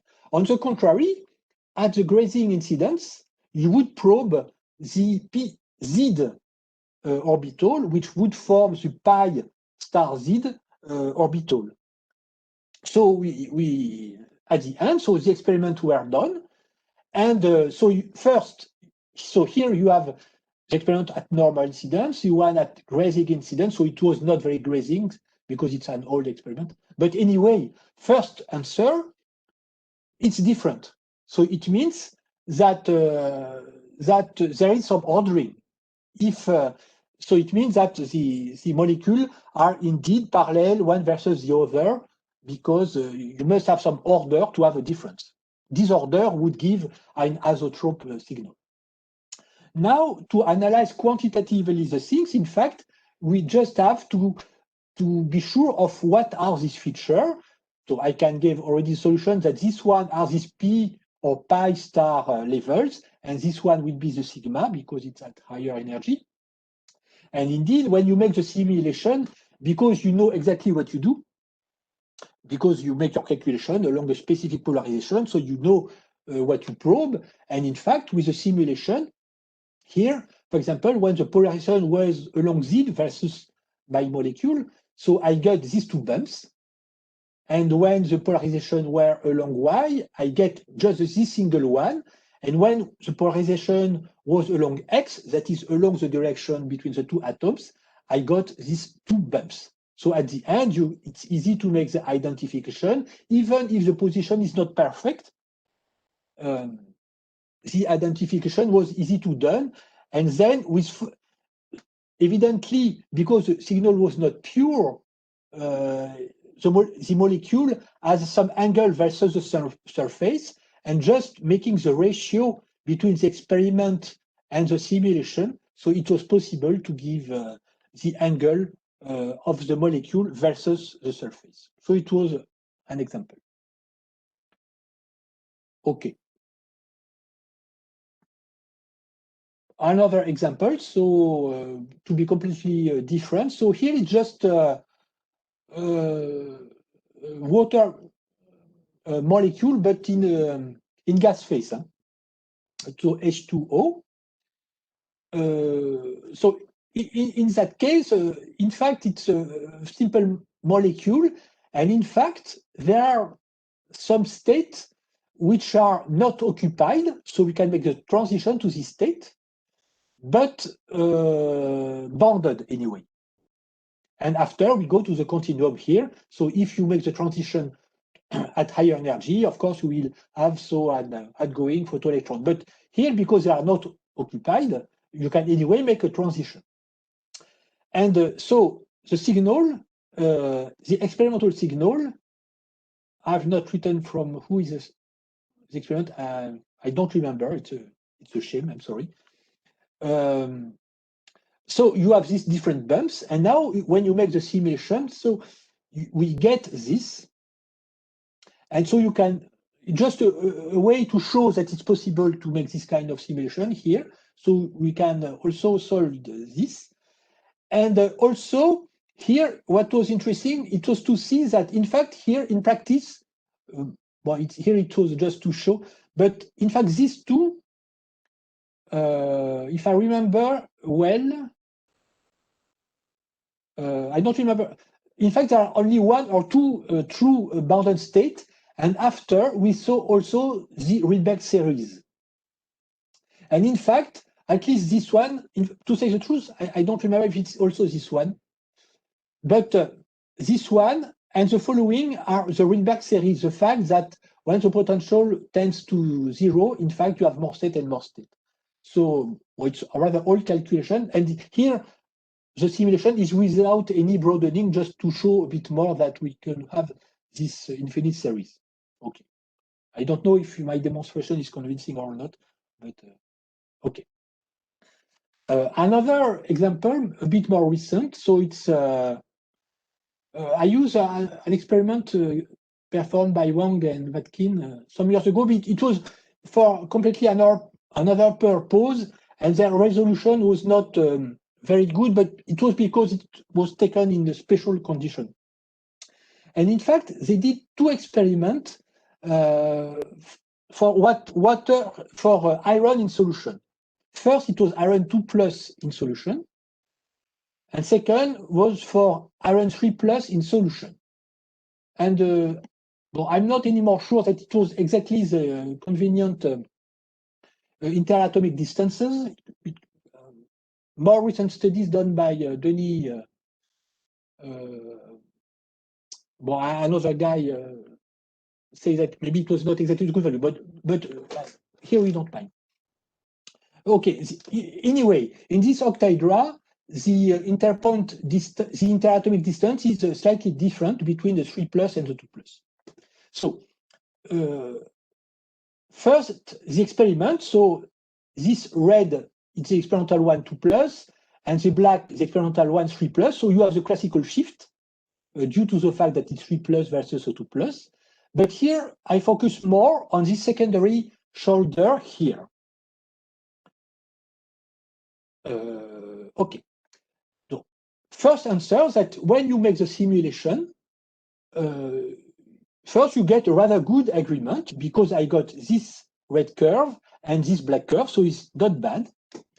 And in fact, to get this agreement with this shoulder, what I absolutely need is to also put the hydrogen atom. Of course, water is hydrogen atom. But a first approximation could be to avoid the hydrogen atom. And when you put hydrogen atom, you need to be not Mephitin. It's evidently.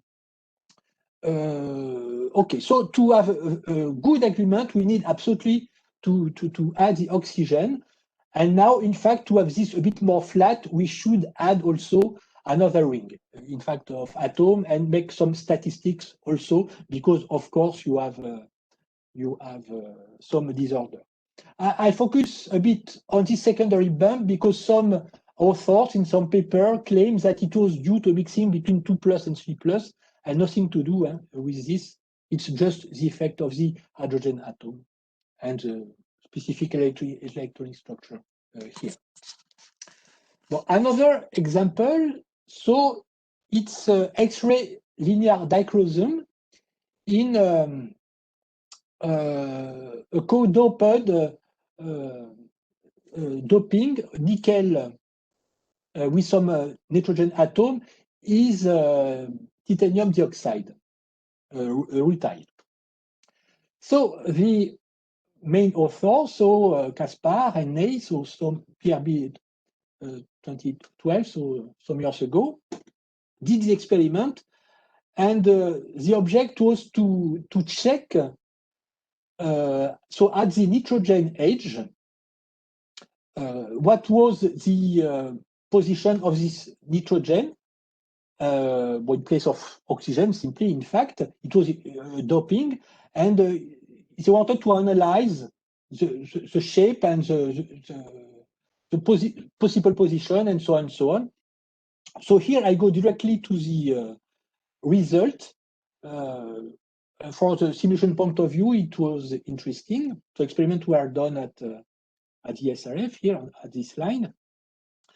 And the answer is this one. First, it's possible to have a very good, I think it's very good agreement, but because here are shown so with different model. So we have it's dichromosome. So here it's perpendicular polarization. Here it's parallel polarization. This one here are the experimental and different kind of simulation. And at the end, we get the dichromosome, so difference between them. And you can see that the agreement is rather good if we think about the average effect and so on and so on. And the answer at the end for us is that so it's possible to simulate this kind of edge, so at low energy, dichromosome, with some disorder. And in fact, we did a simulation with 2 situations. First, with relaxed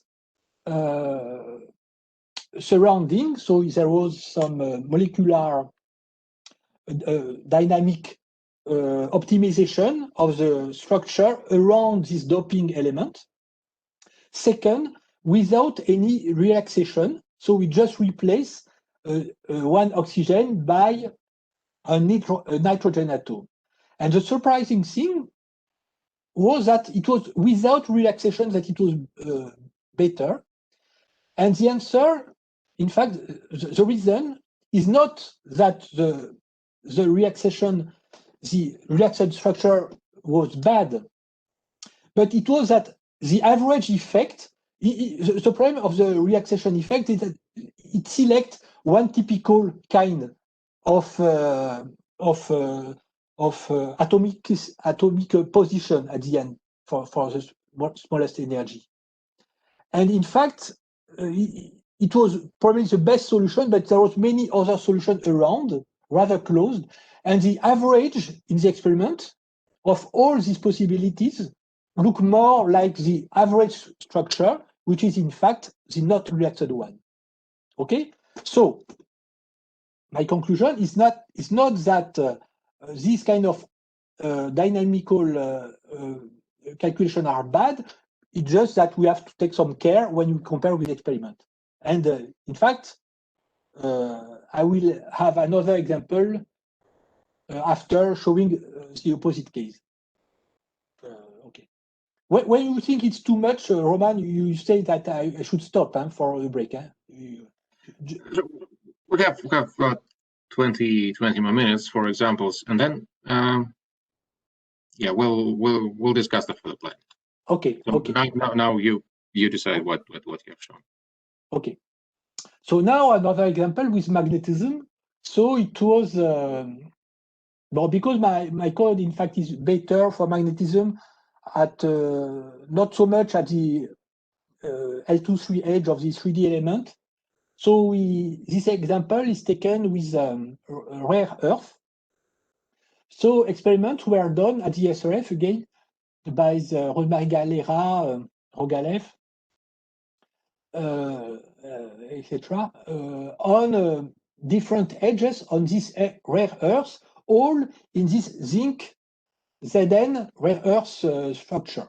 So there was this dichroism, XMCD.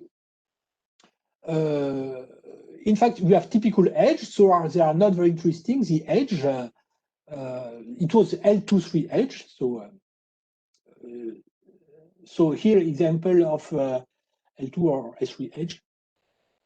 Yes, and typically some XMCD signal. But here, so the edge, the absorption edge are not so interesting. More interesting are in fact the XMCD. So here I show versus the rare earth. So that means versus the number of F electron in this rare earth. The shapes of this XMCD. And in fact, here you have the L2 edge and here the S3 edge. Of course, they are shifted one versus the other to be at the same value of apparent energy, but they are not at the same energy. But what is interesting is to compare this shape. So if what is a specific, well, here you have these bumps, okay, and here you have another bumps. If we make the analysis, in fact, we can check after simulation and also thinking a bit that in fact, this one are due to the quadrupole. And this one, this XMCD here, is due to the dipole. Because it's an heavy element, so it's not because it's an heavy element, but so you can have XMCD in dipole and in quadrupole, like for a classical XANES. It's the same. Okay, what is strange, in fact, so XMCD, like XANES, the amplitude of the XMCD is related to the magnetic moment on the atom, and it was a bit surprising that here it's a maximum, and then it was decreasing down to 0 at galenium. So people at this time wanted to check why it is the case and so on. So we did this analysis. We performed many calculations. So at this time, I've included in the code U-bar correction, so it's still there. People interested in physics can do that. And in fact, to make all the simulation, well, it's a bit complex, but if you have here are plotted the electronic structure, and due to the gap, thanks also to UBART correction, in fact, you can see differently. So depending on the number of F occupied electrons, that means depending of the rare earth here, for gadolinium, here you have all the up electron here, nearly all, and all the down electron here. And when you have this situation, in fact, due to the orbital moment, in fact, all the orbital moment, in fact, subtract in some way, because they go from -3 up to +3. So due to the bad resolution, if you want, all this orbital, which has different orbital moment, overlap too much. And so at the end, for the signal, they subtract. On the contrary, for more occupied or an element with more F electron occupied, in fact, you have only 3 non-occupied F level, so you see all, and so the effects is just add, and so you see all this term. Okay, I understand that it's a bit complex maybe for some, but just my message is that in fact we analyze things very precisely. Another example, it's a bit complex also, but it's just to say that we can do things rather complex. So it's from experiment are from a rather old paper, but we take that again with Sergio Di Matteo some years ago. So it's a polar ferrimagnet, so it's rather complex structure without center of symmetry. So you have gadolinium atom, so iron atom. So we were studying on this iron atom. So and you have different kind of iron atom, and it's so it's a ferrimagnet. So the idea is to make two different experiments, but specifically in 2 ways. The first experiment where your magnetic field is in one way, and then you return your magnetic field in the other way. And so you make the difference. And the magnetic field, if I remember well, was along the z-axis. I'm a little dumb, but say it was along the z-axis. Okay.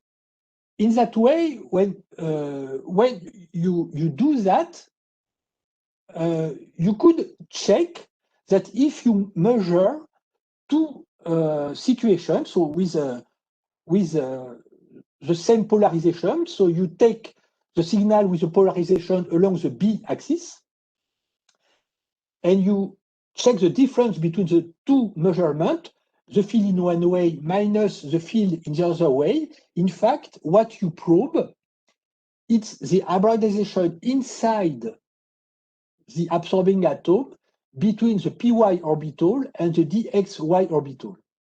It's a E1, E2 effect, if you remember what I say at the beginning concerning the crossing term. If you do the same with the hybridization with the axis with the polarization along C, so it means that in fact the magnetic field was along A. In fact, in that case, you probe these other very specific orbitals. And in fact, the imaginary part of this orbital, physically, it's not density of electron, but it's a current. In fact, we measure a current here. And more specifically, it's not the simple current rotating around the atom in a simple way, like the orbital moment, but it's a toroidal moment. So you have an axis, and in fact, you have a tor around this axis, and you measure the rotation around this tor. So you can see that with such experiment, you can, it's known as a non-reciprocal activity. In fact, it's known for more than 100 years ago, and this kind of things.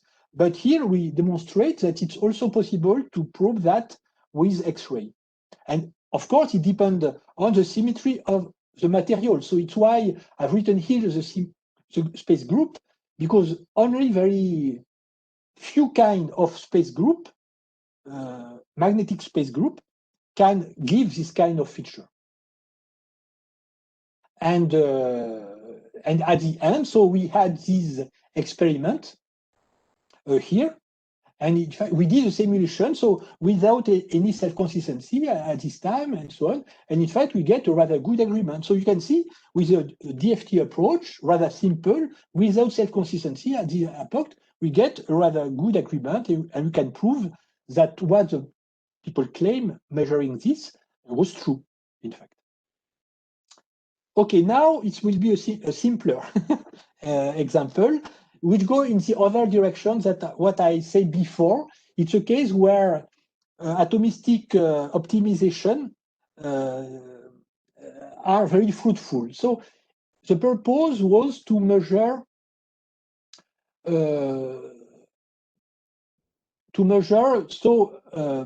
little platinum cluster on alumina under different conditions of pressure of hydrogen and temperature. So the problem in such a case, so the general purpose is catalysis and so on. So it was done in collaboration with the French Institute for Petroleum. So it's not now they have added new energy to be more. It's better not to say that. So in France, so this was for catalysis. So the problem is that we have many unknowns. So they wanted to know how this hydrogen, these little molecules, this little cluster, are on top, adsorbed on this surface. It was important for the problem. The problem is that there are many unknowns, because if the average number of atoms, this cluster was about 13. In fact, there are some size dispersion, of course. Now, what are the position of all this platinum? It will not be a perfect cluster in vacuum, of course. It's distorted due to the adsorption on the substrate. The substrate itself is distorted due to the absorption. After, when you have hydrogen atom, so how many hydrogen atoms are adsorbed or or chemically associated with a different platinum atom, what are their position, and so on.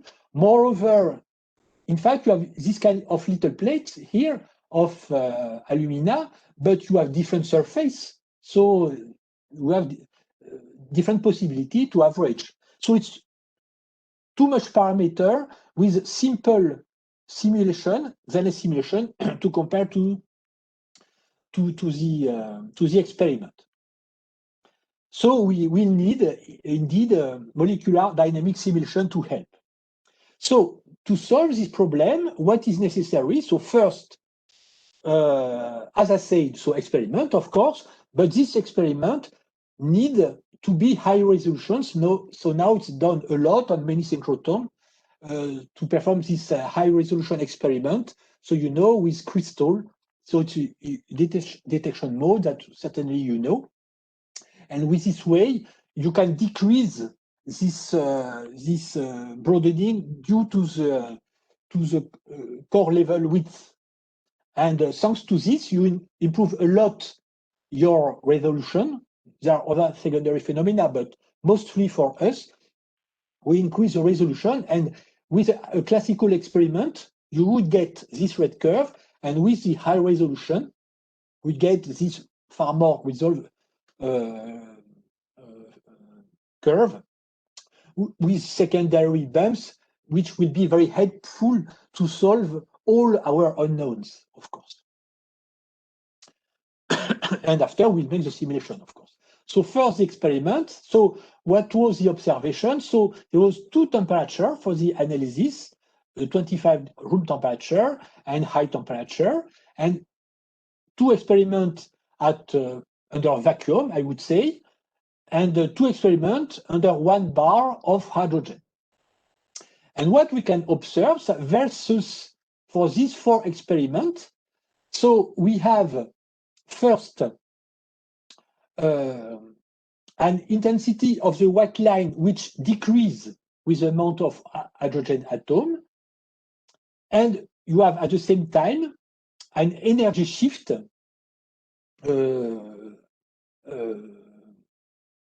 the white line.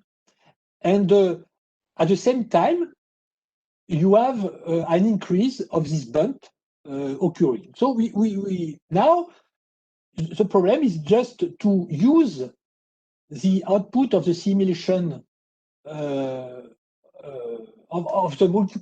the calculation, so done using the code VASP. So it's a quantum molecular dynamic calculation. So there was some calculation with simple platinum 13 atom. There are many, in fact, calculations done by them to get atomistic configuration, including the distortion of the first atoms. After, they did also simulation with some different number, all the possible number of hydrogen atom, where they were adsorbed, and so on and so on. So we get at the end many atomistic model, and now the job for the simulation of absorption spectroscopy was just to compare our XANES spectra we obtained by calculation using the atomistic model, and to compare with the experiment. So here, because I use a cluster approach, in fact, in my cluster, I had not only the platinum cluster, but also some amount of the substrate, of course, to make all the calculation. So what we get? So here it's one of the experiments performed at this temperature, room temperature, and a high pressure of hydrogen. So for example, for this atomistic model with 18 hydrogen atom on top, we get this spectra, which is pretty good, in fact.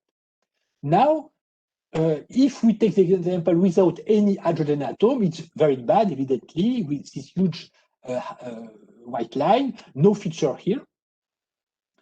And if, on the contrary, I take more hydrogen atom, in fact, there is a change just this rather heavy. After, it's more bubble on the following. But here, immediately, it becomes too strong here, you can see, and too wide a bit here. So at the end, we can say that it was possible for this condition to give the optimum value of number of hydrogen, including the atomistic model, atom for this cluster.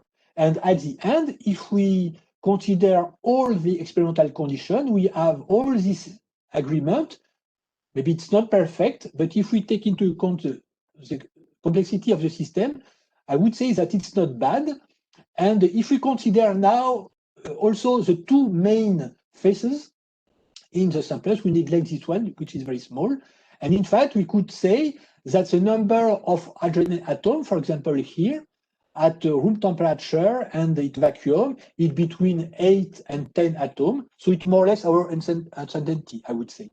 And here it's between 14 and 16 atoms in this condition, and so on. So at the end, we get the answer we wanted.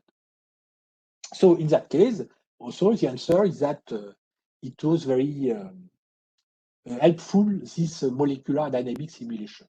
So now I've stopped this part. So is there some question or not? So I don't see a lot of questions in the chat. I don't see many questions on yeah, so that's okay. A little hypnotizing. I suggest we start the break now.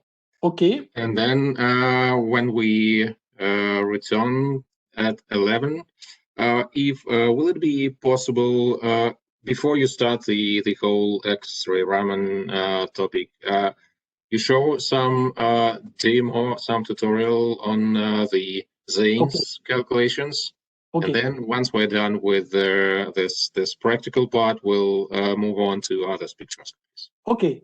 So so we are back in 40 minutes, more or less, right? Right, and I have one question. So for the rare earth zinc Yes. compound, what was the reason that you used L edges and not the M45 edges? So it's not me who choose this I would say subject. it's the capabilities of the experimental station, right? That beamline is high energy. I think so. When they did the experiment, it was more for fun or something like that.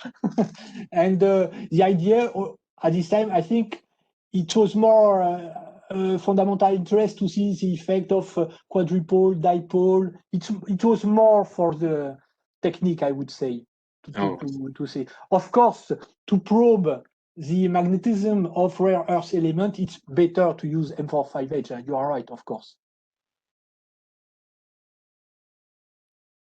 Yeah, thank you. So if there's no more questions, then we start a break, and then right after the break at 11, we'll make a practical session, yes, and then we'll move on to other spectroscopy. So okay, that is the plan. So okay, see you all in, 35 minutes?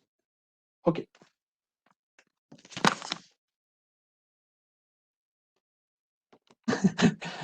Many theorists don't like it, this theory. So in fact, it's a way to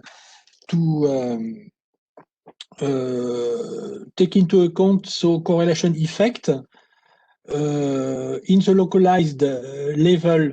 So in practice, in fact, in the formula, you say that you have some repulsion between, in practice, the occupied and not occupied state. In practice, it's something like that. Mm-hmm. And that gives a shift, an additional potential on the general potential, but which apply only on some specific orbital. So it's kind of trick in any case. So, and in practice, you add a positive potential for the not occupied orbital, and you subtract the same potential, in fact, for the not occupied potential.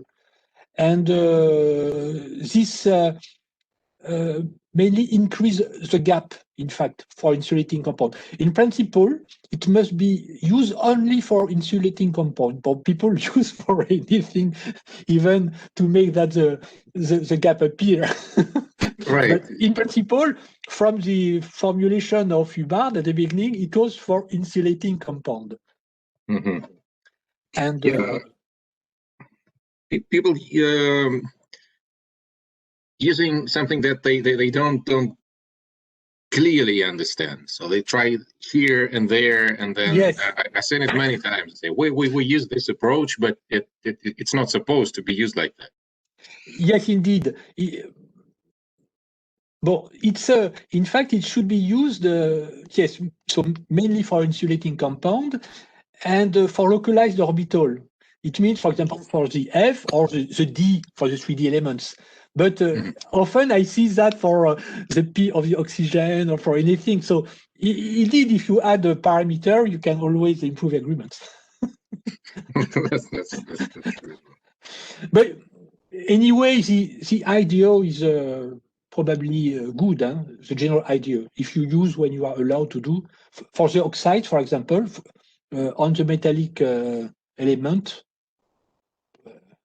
Moreover, there are many papers, so you can have idea how much you must put. So after there are different level of theory. In principle, inside the theory, you have no parameter because the parameter, the U parameter, can be calculated. In fact, depending of the density of state and so on and so on. But most often, and myself in the code, it's just a parameter. Mm-hmm. So it's a sort of fitting parameter that you can vary. Yes. But... At the same time, well, yeah, for XANES, I rather rarely used it because the first effect is to increase the gap. And in XANES, in fact, we just see what is after the gap. So you see the amplitude of the gap, we don't mind because we just probe the not occupied state. But plus the gap, you have also some difference also in the shape. So you have some effect. In principle, you can try to shift the Fermi level so that it gets somewhere and creates a gap. I mean, when you prepare the calculation, yeah, you can manually adjust the Fermi level. Ah, in the code, you mean? So no, go on. Huh?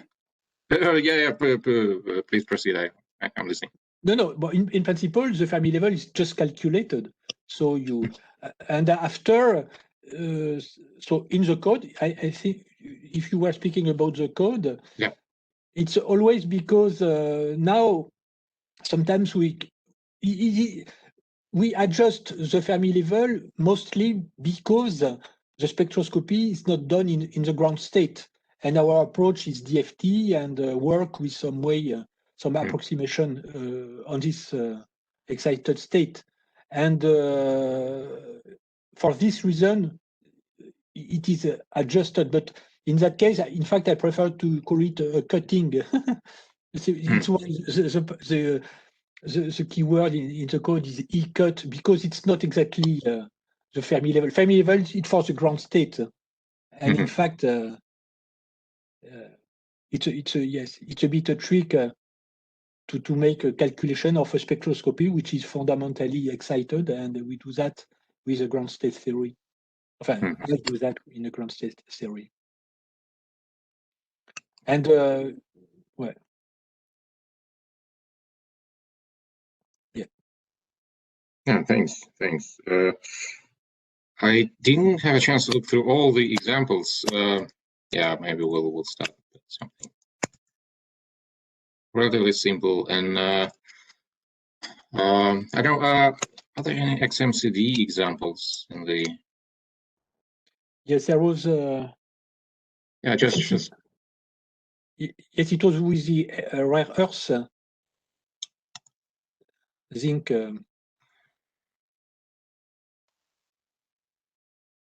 Oh yeah, it's practical, right?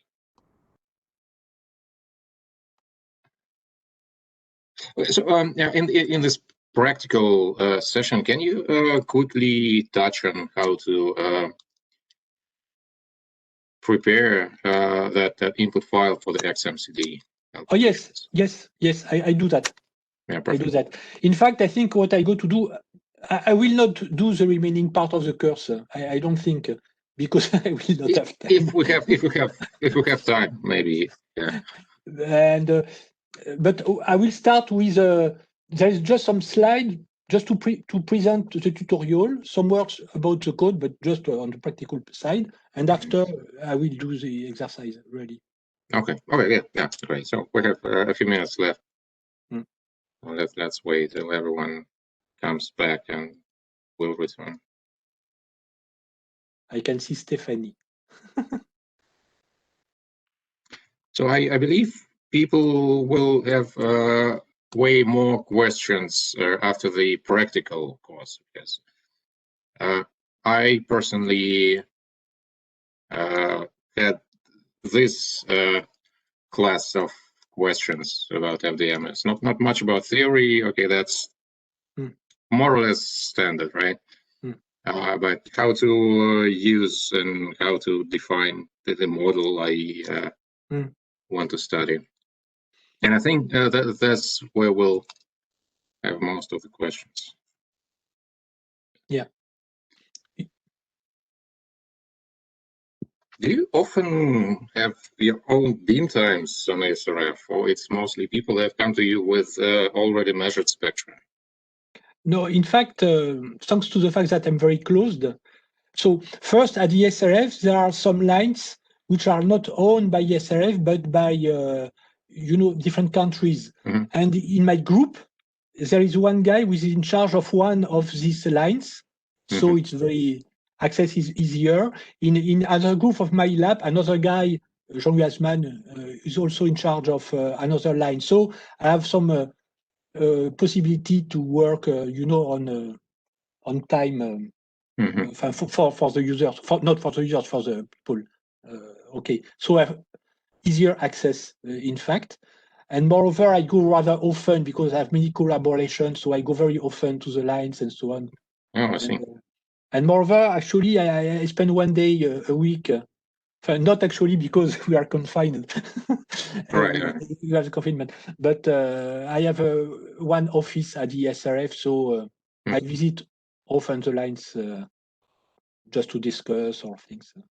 I see.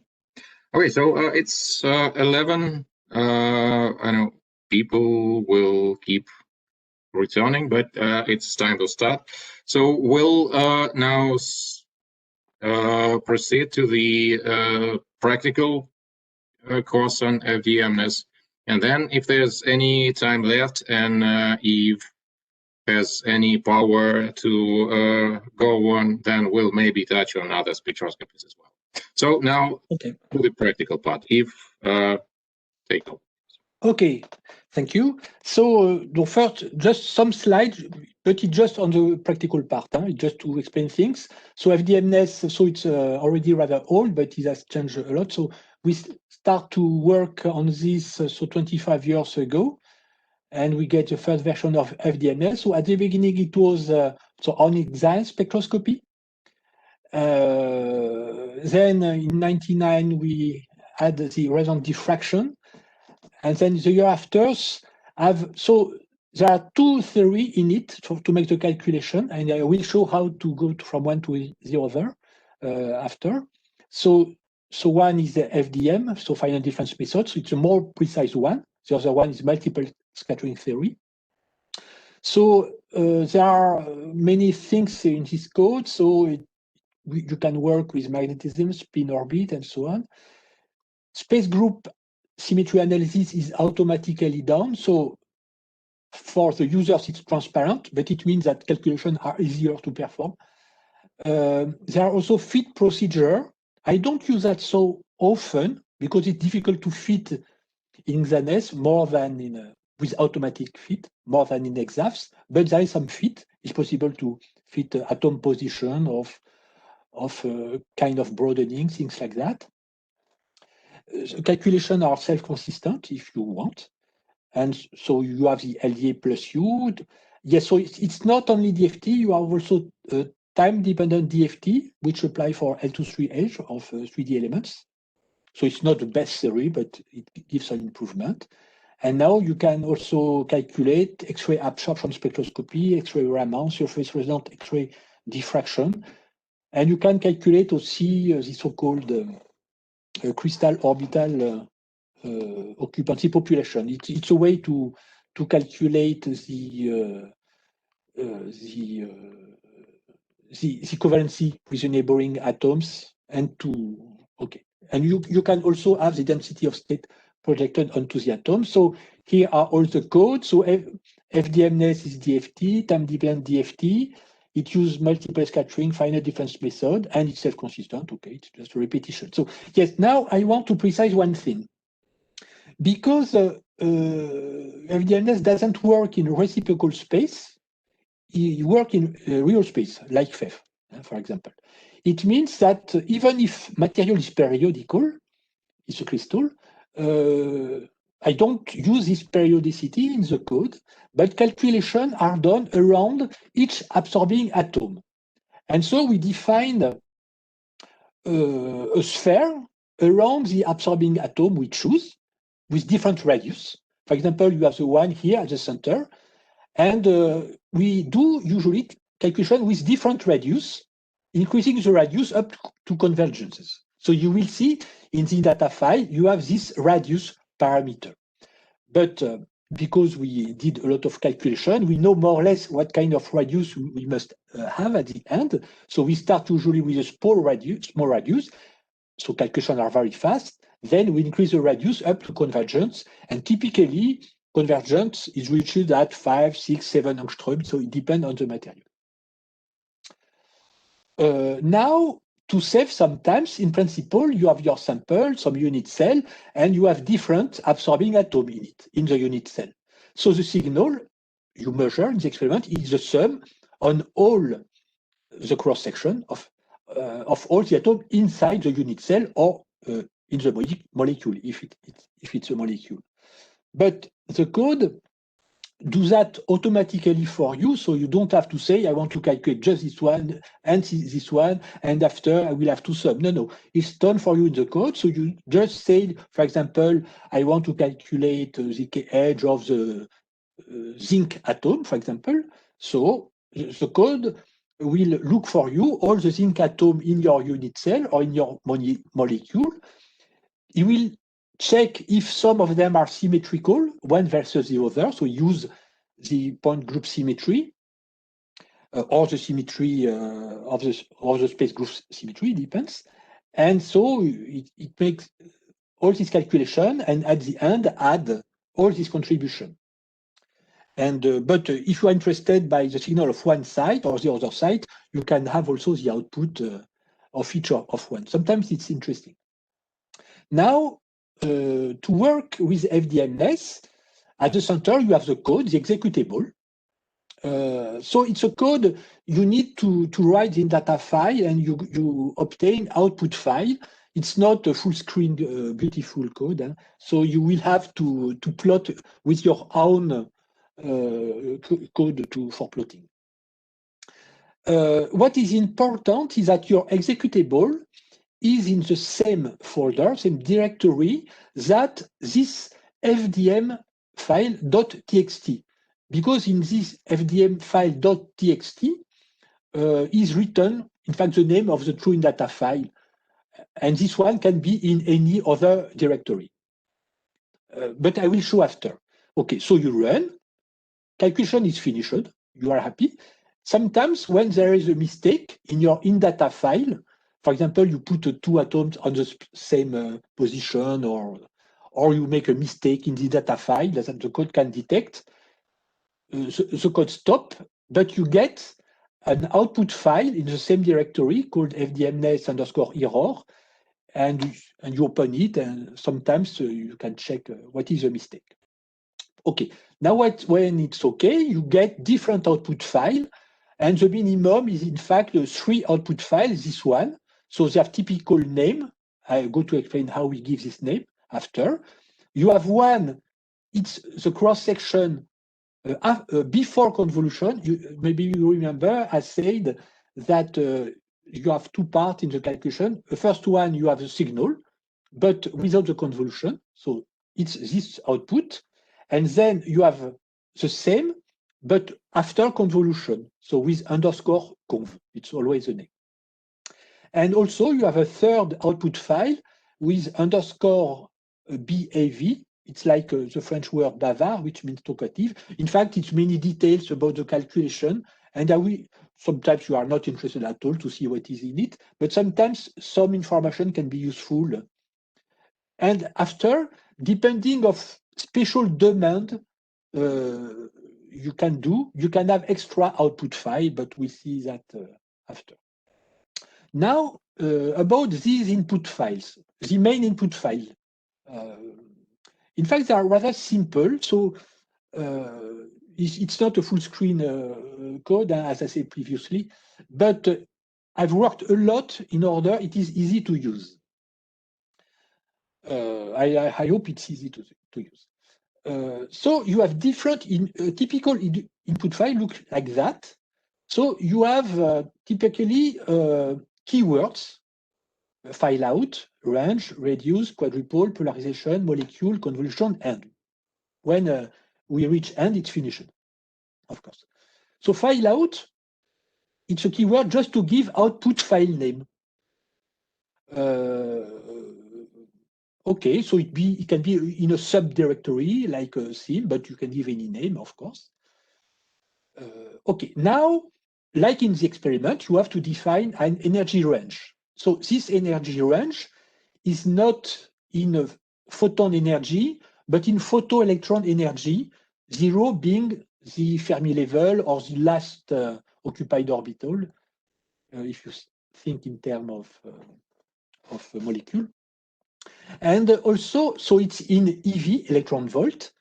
And like in the experiment, also, very often, you want to have a smaller step at the beginning of the edge than at the end, like in the experiment. Very often experiments are done in that way. So here, for example, it means that you start your calculation at -2 EV with a step of 0.1 up to 0 EV, which is the beginning of the edge in practice, most often. And then a step of 0.5 up to 60, and so on. You could have then a step of 1 up to 100 if you want, and so on. Okay, now this term is a radius I was speaking just before. If you have a little molecule, like here, you just need to have a radius bigger than the molecule, of course. But if you have a crystal, you need a radius, and very often, so you start with, as I said before, with a small radius just to check that you have no mistake and things like that, and then you increase it up to have something you like when you compare with the experiment. Okay, this keyword, this one is optional. This one were mandatory, but this one is optional. By default, calculation is just with dipole. You remember this approximation, it's a highest term in any case. So, but if you want to have also the quadruple contribution, you put the keyword quadruple. And at the end, it can be interesting to compare calculation with quadruple and with quadruple, for example. This keyword is also optional. If you don't put it, you have the signal you get in your output file correspond to the sample like if it was a powder. So even if it's a monocrystal or a molecule, average is done over all the possible incoming direction of the polarization, if you want. So without this keyword, you get this. But if you write polarization, if it's a monocrystal, you will get the signal for the different possible direction. And so if you are interested by dichroism or just to understand better your signal, it's interesting. Then, of course, you have to describe your material. So two possibilities, it's a cluster or molecule. Second possibility is it's a crystal. If it's molecule, but you write molecule, and after you have some lines of number. So the first one are multiplicative number for a molecule, and here in the case of crystals, they are the value of the unit cell of the three parameters of the unit cell A, B, C. Here it's for iron, here for a molecule. The example is VO6. So it's a vanadium, in fact, in solution, but without the hydrogen. So I take this multiplicative number.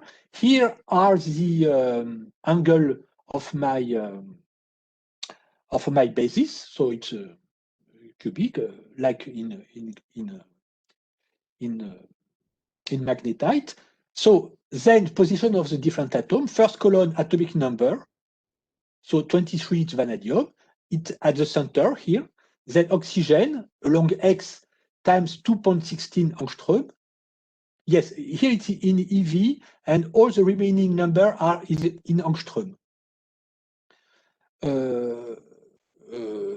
So it's at 2.16 angstrom from the center along the X direction. This one is in the other direction. This one, these two are along Y, and these ones are along Z. So you can see it's an octahedron of oxygen around the vanadium atom.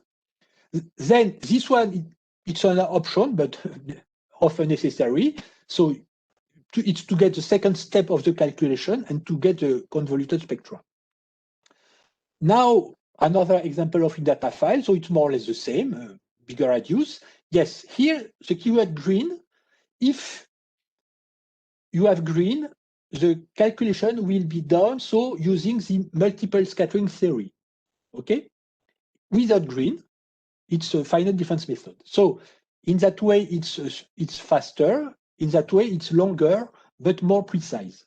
So usually when you start the first calculation, as a check, we put green. And in my example, after, to be faster in practice, I will use green. But to be the other way, you just suppress green. So it's very easy. Okay. So here, So I didn't present before, but it's also possible to calculate DAVs or resonant X-ray diffraction in the same. And in that case, you have to div the index of the diffracted beams.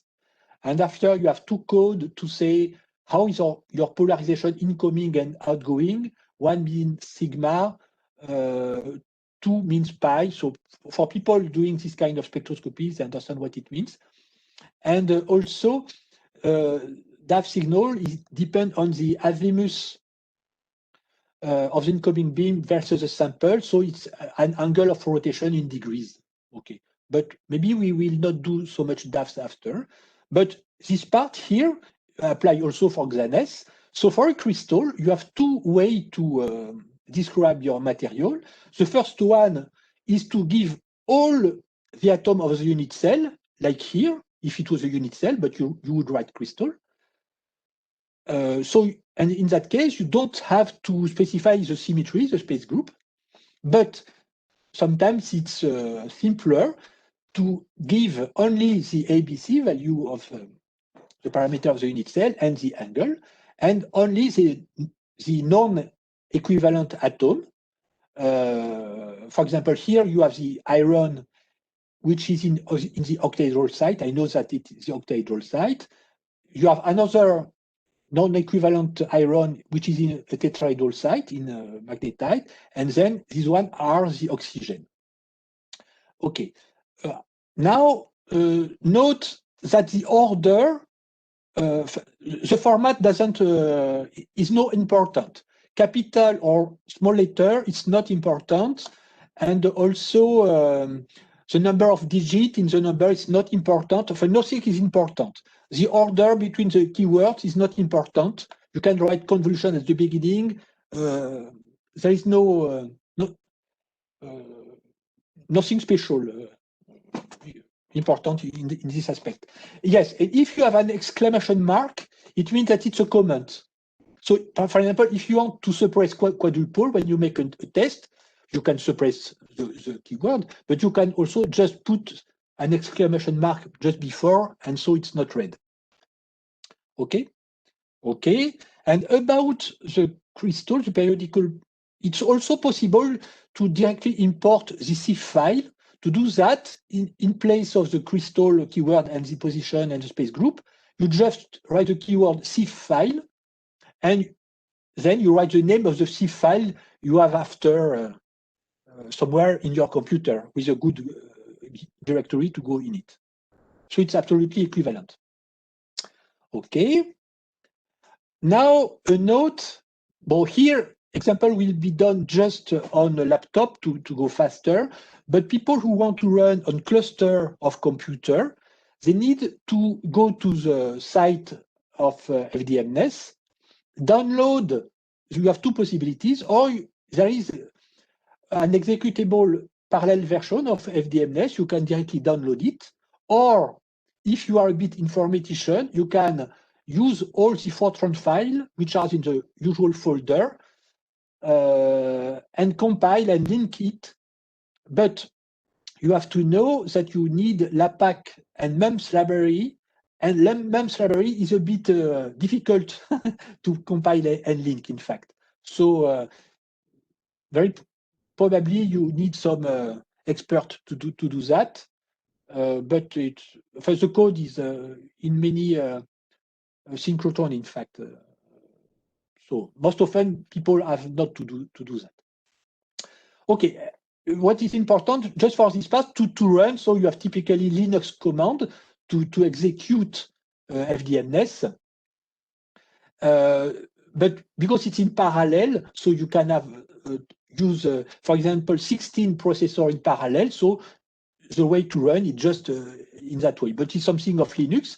But what I wanted to specify for FDMNES, in fact, there is two levels of parallelism.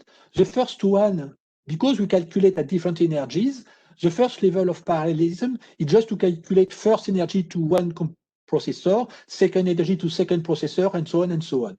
So it's very fast, because if you have a 16 processor, probably it will be 60 times more faster. But the problem is that each processor needs as much memory, so sometimes it's difficult from the point of view of the memory. So you have a second level of parallelism, which inside a routine which takes most of the time solving the matrix, the FDM matrix. And to use this two level of parallelism, you have to use this instruction, and sometimes it's better for the system you use. And this share between this one and this one, in fact, depend on your cluster and its architecture. So it's architecture dependent, the amount of memory and so on. Okay, I want also to specify that you have also manual that you can use. So it's a big manual, but okay, so you have different parts. I will speak about different FDMX. I'm not at all expert on that, but I will show very briefly just after, but very, very briefly.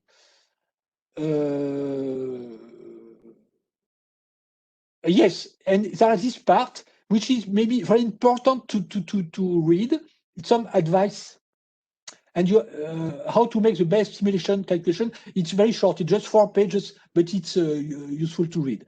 And at the end, you have the list of the FDMNES keyword here, so it's some pages. So there are many keywords, but very useful are only just some of them. Yes, about this part, some advice to make the best possible simulation. So it's just the first of the 4 pages. So, more or less, I was explaining that it's better to use this code for K and L2 and edge and L2-3 edge and so on. I also explained that if your agreement is horrible, it has nothing to do with the experiment. There is something wrong, or in the experiment, or in the simulation. And if it's wrong in simulation, very probably there is some mistake in your data.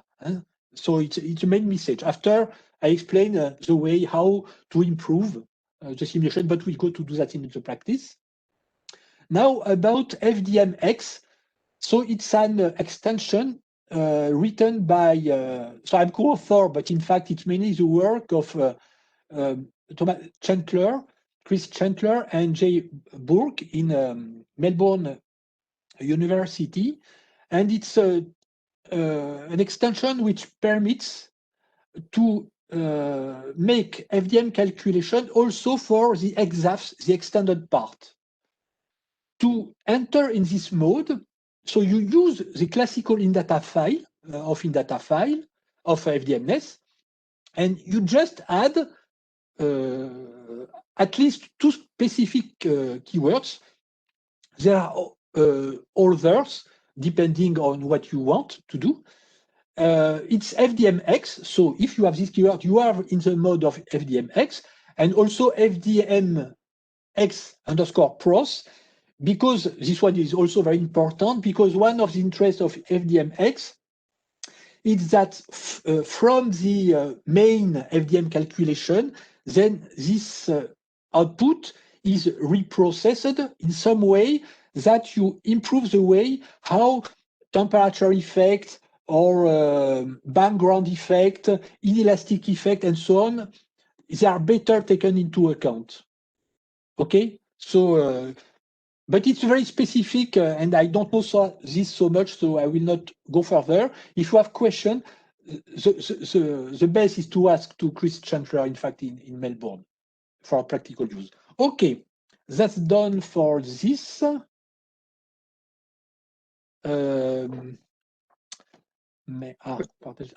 Okay.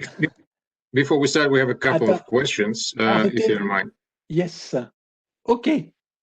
Yeah, so the first question was about the calculations on molecule. Would you normally specify Vmax when you calculate the molecule? Somebody who knows already the code. In fact, yes. If we so interesting only when you use the FDM, so the best approximation. So there is a parameter when we calculate a molecule. The code calculates really the molecule.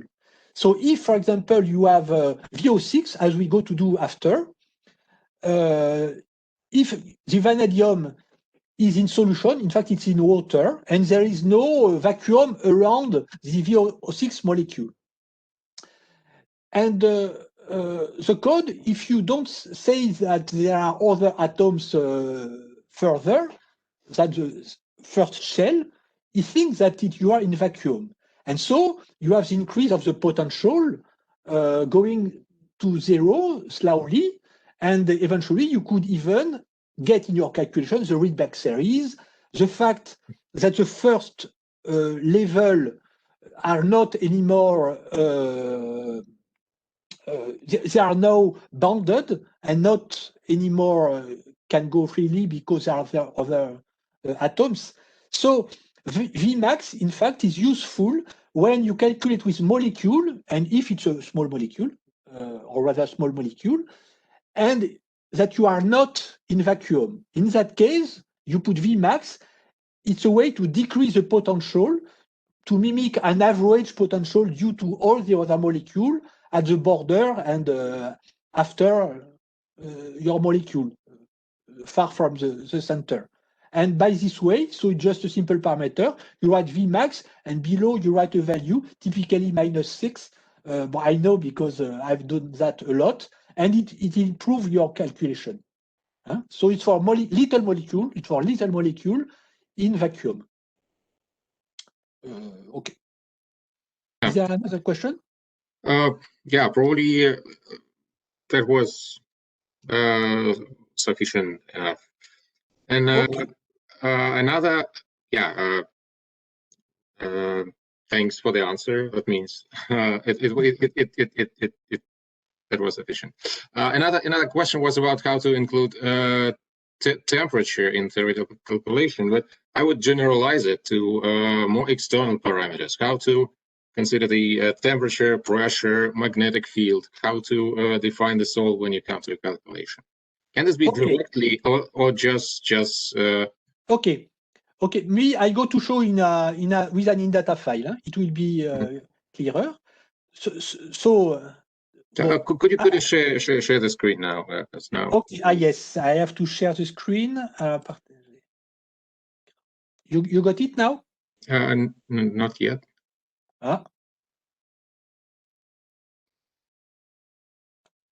Yeah, we have it. Okay.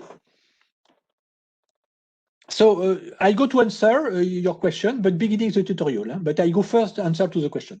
So in fact, if you got the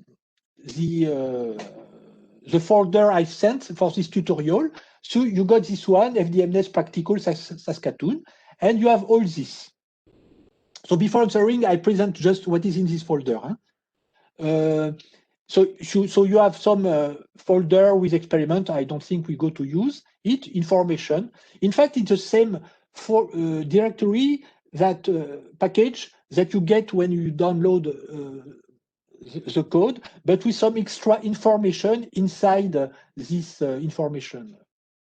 And you have also some extra example of in-data file. Okay, now here you have the different executable. So it depends on the computer you use. Me, I use Windows 64. So maybe you have a Mac or Linux computer, so you will use the corresponding executable. Note that for a Mac, there is something special in Mac that, in fact, the Mac doesn't know that the executable must run inside this directory, and with this command for the Mac, you execute and saying to the code that it's in this directory that it applies. Okay, but something specific for Mac. But me, I don't use Mac, so I will just use this one. Okay. Now I want to open this one. You remember I said that FDM file, this file must be in the same directory than the executable, because the executable opens this file. So here, so in this file, you have in fact, so the number of jobs you want to do. sometimes we make many jobs during the night, so we can write 3. And after the name of the true in data files. Okay, so we go to start with VO6, and I will answer to your question with this in data file. Okay, so I close it. So when you run another calculation with another data file name, of course, you have to think to change this name here. But here I've prepared for the first calculation. Okay, now I go inside sim, and in test stand, it's what is in the usual package, but for the practical, I've written special in data files. So for VO6, it's here. I'm not completely sure that the name.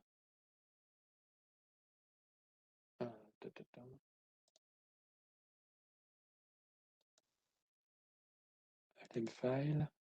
Yes, no, it was a good name. I was not sure to have written the good name. Okay. Practical. So you go to VO6. In VO6, here you have the true in data file, both every different in data file, but this one. So I hope you can see it. So it's nearly the same thing that I saw previously. Okay, so here it's a bit complex. So we will start at -5 EV, small step, bigger step, and so on, up to 100 EV. I use this radius, but molecule is small. I would have written 2.5, it would be the same because it's bigger than the molecule. Density, it's a keyword to have also the density of state projected on the absorbing atom. So you have convolution, and E-start, it's a way to have the convoluted output file starting at lower energy, because often when we compare with experiment, we want to start at lower energy. Okay.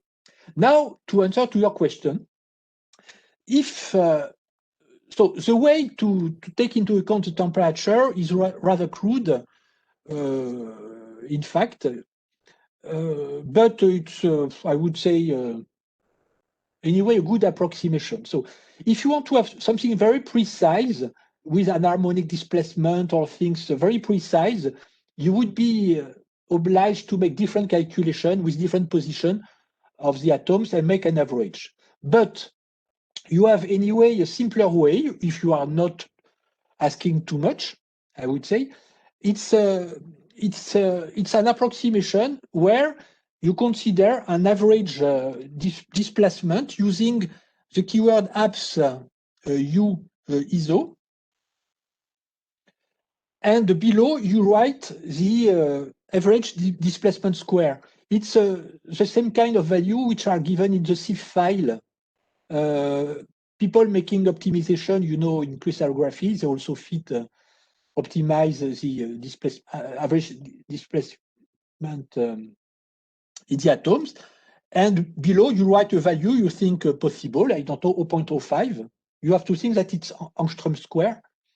It's something rather high, but maybe we could test that after if you want. Okay? So if your simulation use a CIF file, if you would have used CIF file, and if in your CIF file you have this value is given, it's automatically taken into account in the calculation. Okay? Okay, it was my answer. So now I don't consider it, okay, for my first calculation. So I can continue? Sorry, before you go on, question. So there's no edge specified in this file. Yes, good question.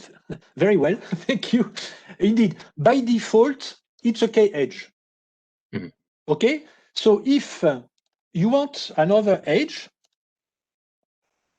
you have to write edge. But if I write K, it's the same. It's like nothing. So it's writing nothing. But if you want, for example, the M4, you write M4. Okay. If you want L3, you write L3. Mm-hmm. That's all. So and also sometimes it's interesting to have both together, because if they are close in energy, like in the experiment, in the same run, you could write L23. or you could write M45. Even if FDMNES is not excellent for these edges, anyway, you can sometimes try. Huh? Okay. Yeah, and yes. The element. So will it calculate the spectrum for the element at 0 position, or how would I? What would I do if I wanted to calculate the same spectrum for oxygen, for instance? Okay. Okay. So by default, the chemical species which is calculated is the first one in the list. So here it is vanadium. So it will not be oxygen. So to calculate oxygen, you could write the oxygen in first position, for example. But there is another way. Not that this defines the chemical species, but if, for example, you would have another vanadium here at another position, it will also be calculated. Huh? So it's not only the first atom which is calculated, but all the atoms of the same chemical species that the first atom. But you have also the keyword, if you don't like that, it's Z_absorber, and you write the atomic number. So it's sometimes it's more clear to work in that way. And specifically, if you work with a CIF file, in the CIF file, maybe the first atom will not be what you want. So it's better with the CIF file to use this Z_absorber keyword. Okay? Thanks. Okay. Okay, so well, I can let this. So I save, we have to think that we have to save the file. And now I go to run. So to run, maybe I go to simplify things.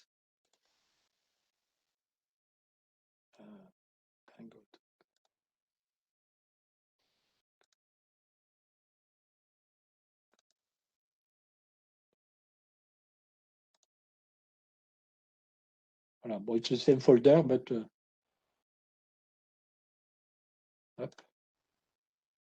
voilà.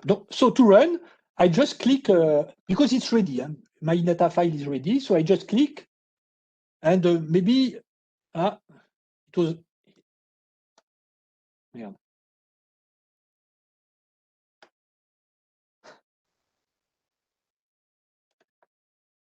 So it was on the other screen because I have two screens here, and I wanted to show. Up. Okay, you see, it's running. Voilà, so it's finished. So calculation is done. So now let's see again. Now we see that we have output file, VO6, because it was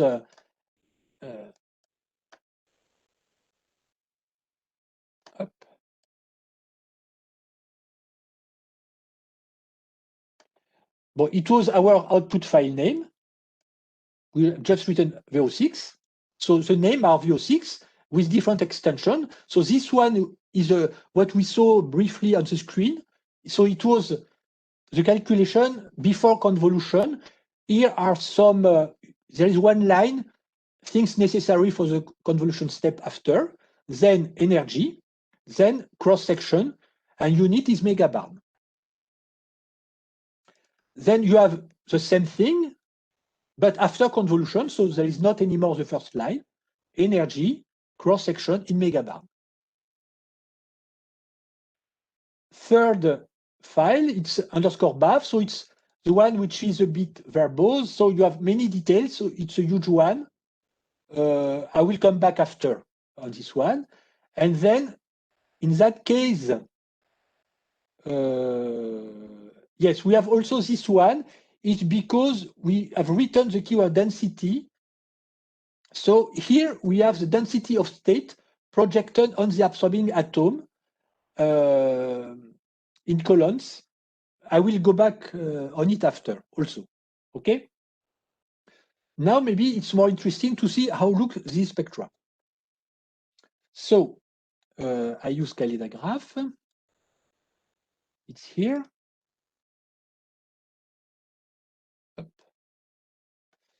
So first, the not convoluted file.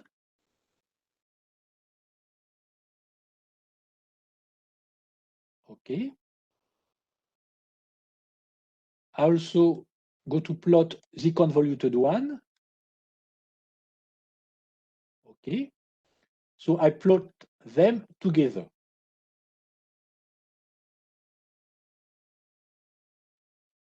I did I did something bad.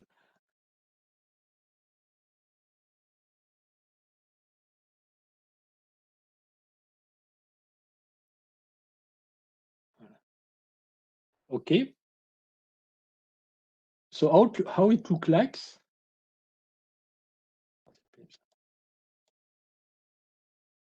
So energy, and I plot also the not convoluted one.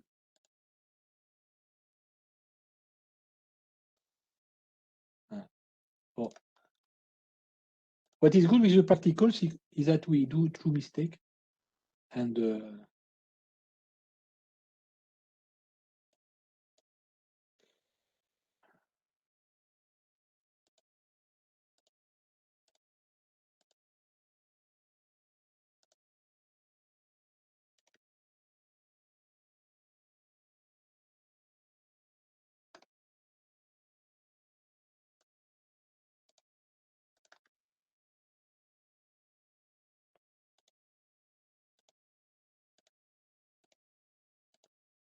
okay.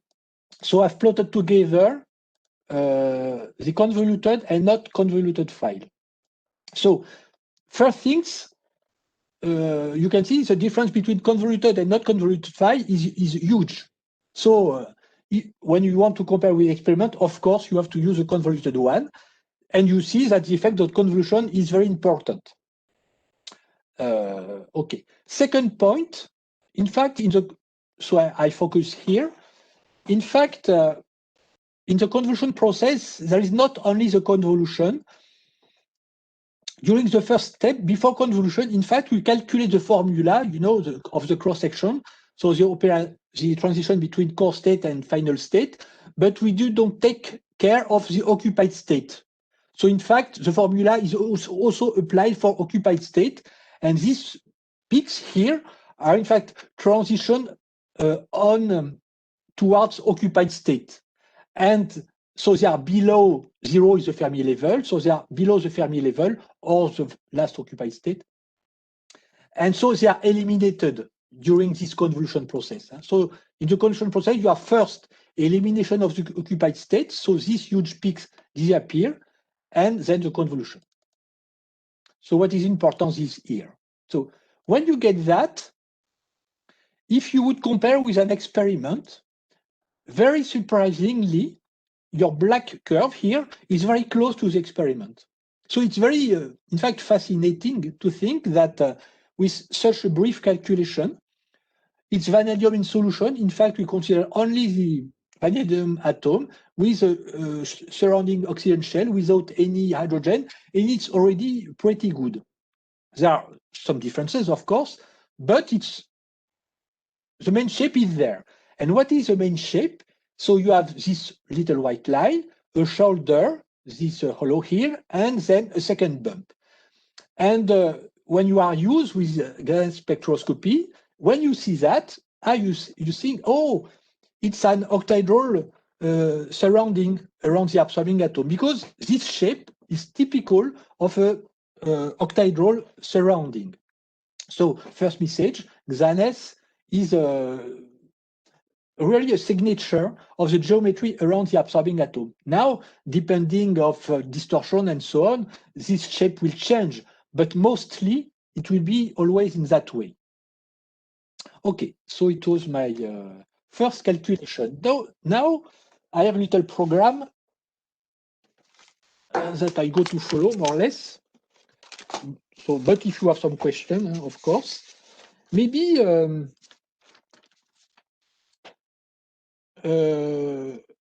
yes. In the calculation, so I spoke a lot about quadrupole and dipole and so on. So maybe we could make another calculation without quadrupole. So I just comment quadrupole. I give another name to avoid to overwrite the previous file. I save. And I calculate again.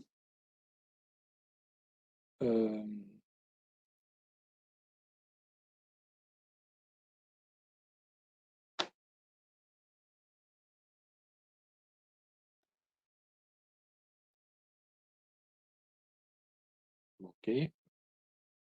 What's running on my other screen? You don't see, but that doesn't matter. So now you have this new output file with deep. It's the new files.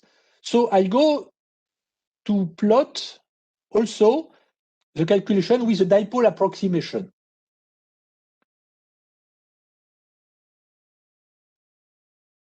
So here, maybe I change the name.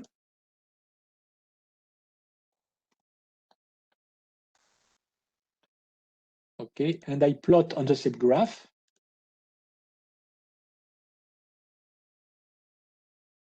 Plot.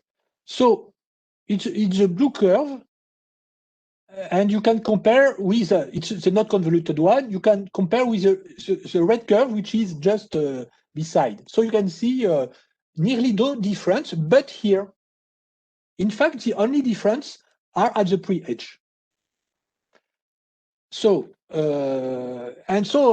so first result, quadrupole contribution is very small, and they are just at the lowest energy. So usually, when for a true practical, I ask to the audience why these features are there. Maybe I don't answer. I don't wait for the answer here.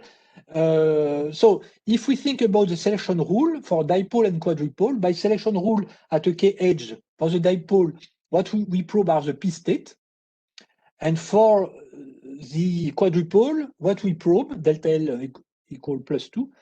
What we probe are the d state, and because XANES is more or less proportional to the density of state. The proportional term is different between quadrupole and dipole. So it means that here, these ones are the d orbitals. And we have two peaks here, because for an octahedral environment, so it's cubic, it's called cubic, we have this famous EG and T2G state, and the two kinds of orbital I showed before in the different in my talk. And the difference in energy is typically 2 eV, something like that, and it's typically what you get. It's about the good value. Okay, so we saw what happened with this. Now, what I could do now, just before, during the break, I don't know if the other people ask for this, but in fact, in FDMNES, I think it's the same for FEF. So the code calculates for you the Fermi level, but to have a good Fermi level, first, we would have to make a self-consistent calculation. It's not the case here. I will go explain how to make a self-consistent calculation after. And second, also, we have always to think that we are using a DFT code, and Fermi level is not so well described. Moreover, here we have set a core hole, and so the Fermi level is not very well. Is well calculated for the ground state, or more or less well calculated for the ground state, but here we are in excited state, so we have some shift. So it's possible to shift a bit this core level. And I go to show how to do that. Alors, because it's not anymore a Fermi level, I return it in that way, the keyword, it's E-cut. Well, before, the keyword was E-Fermi, but so you can always write E-Fermi, it's the same, but because it's not really the Fermi level, I prefer to change the name, and we can change a little its value. And in fact, I know that it's not so good value because after the convolution, you see the Fermi level is here. And because now, in fact, I know that this one are the D state. And for vanadium, I know that, in fact, the Fermi level must be just before this, this state. So I will write the Fermi level, say, at 3 eV. So it's done by hand. Okay, but it's more to show that it's possible. So I just write 3 EV. It's not an obligation to put 0.0. Okay, so I go to run this. Now, because I'm interested by the quadrupole, I can run again that way. So I quadruple again. So I overwrite the previous file. I save and I run.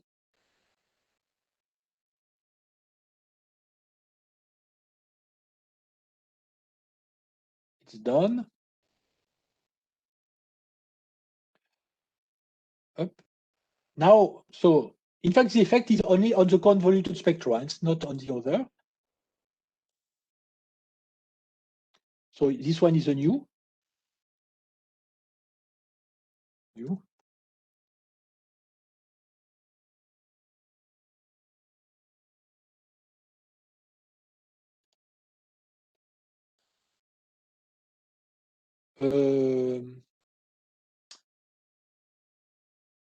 It's the same. So I did a mistake. What happened?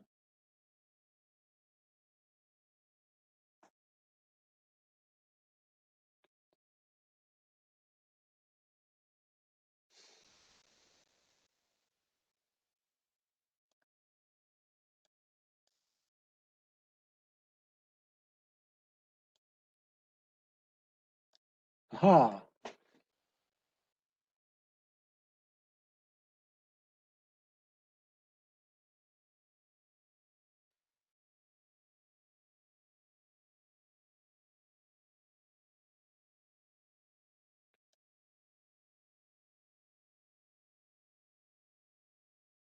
So I have a problem. So I may be stressed.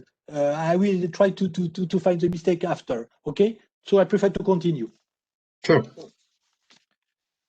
I think the original file was just overwritten, and yeah, maybe. So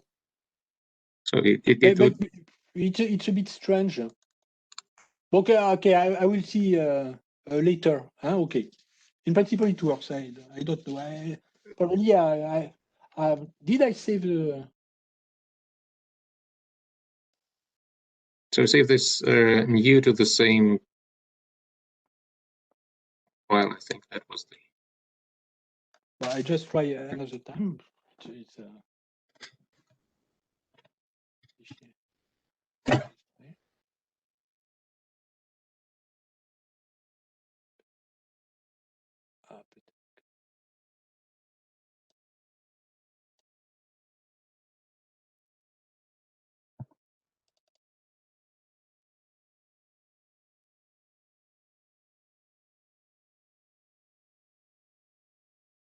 yes, now it's okay. Yes, yes, okay. In fact, I've transferred to the to the Kalida graph the bad file because the new name, in fact, of the convoluted file contains this EF3, like eFermi3. So in fact, I import the bad file. Okay. And now with this new output,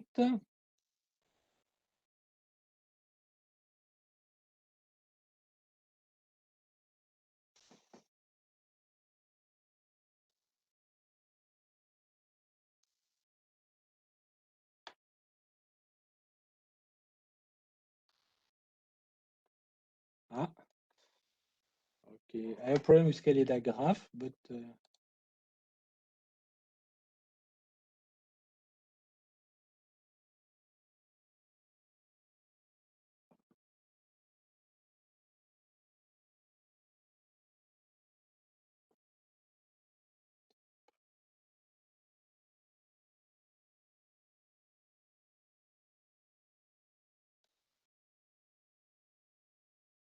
okay.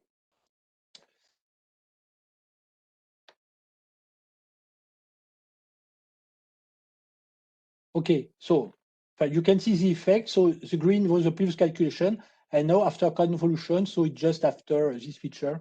So the cutting energy is there. Okay, it was just to show this. Okay. Okay.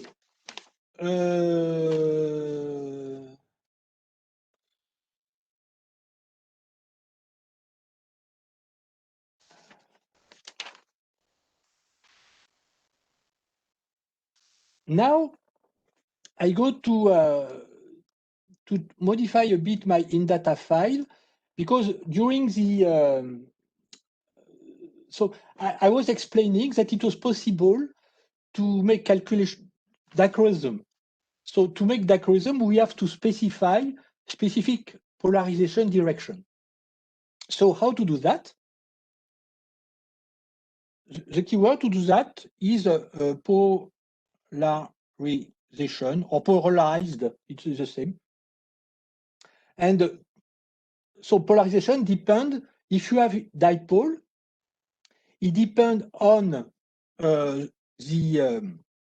direction of the polarization. So for example, if I want to make a calculation with a polarization along X, I write 1 space 0 space 0. So it's in fact it's in the basis of the molecule. Huh? So it means it's along X. We can make another calculation for polarization, for example, along Z. Okay. So you will have two columns in the output. Now, if I have the keyword quadrupole, I could be interested to see. No, maybe it's interesting just to stop here. If we consider this molecule, it's highly symmetric, and very probably if the polarization is along X or along Z, it will be the same. We can see evidently it's cubic. But maybe it would be interesting to check if what happens if the polarization is along the diagonal, this diagonal, or along any direction. This doesn't need to be integer in this number. Sorry.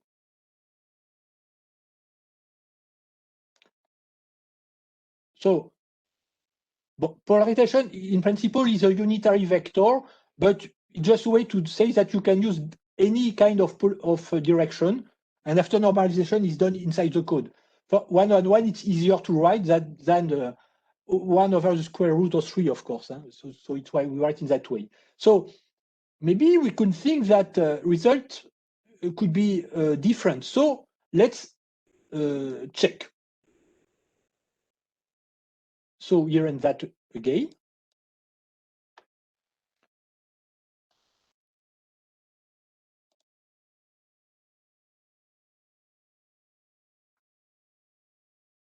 Okay, well, here I've overwritten the previous file.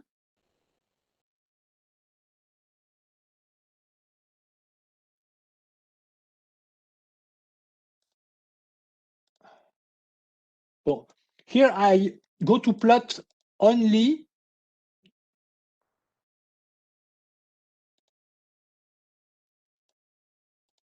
I go to plot all these columns.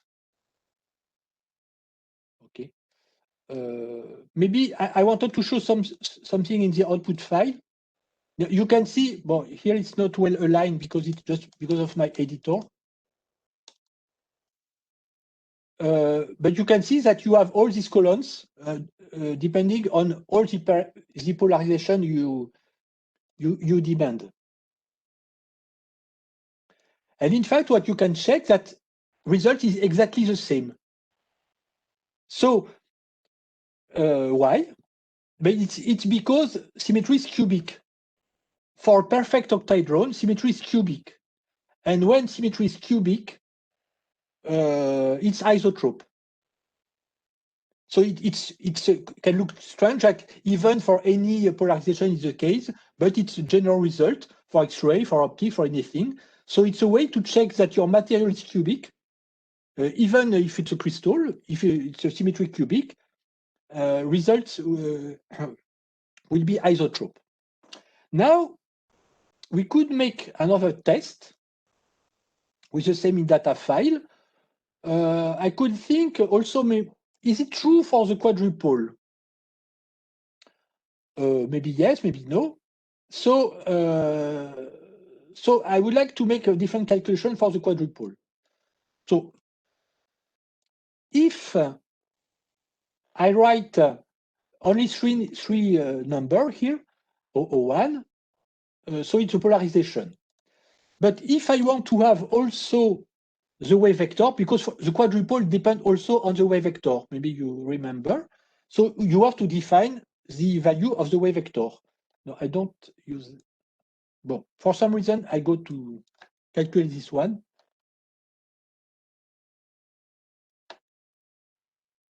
So the wave vector must be perpendicular to the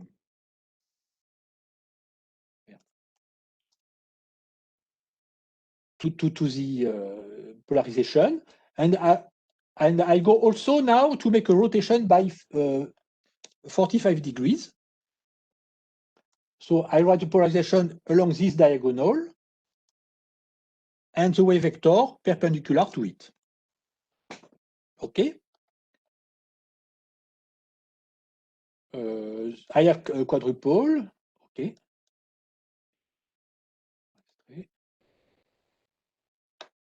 I run.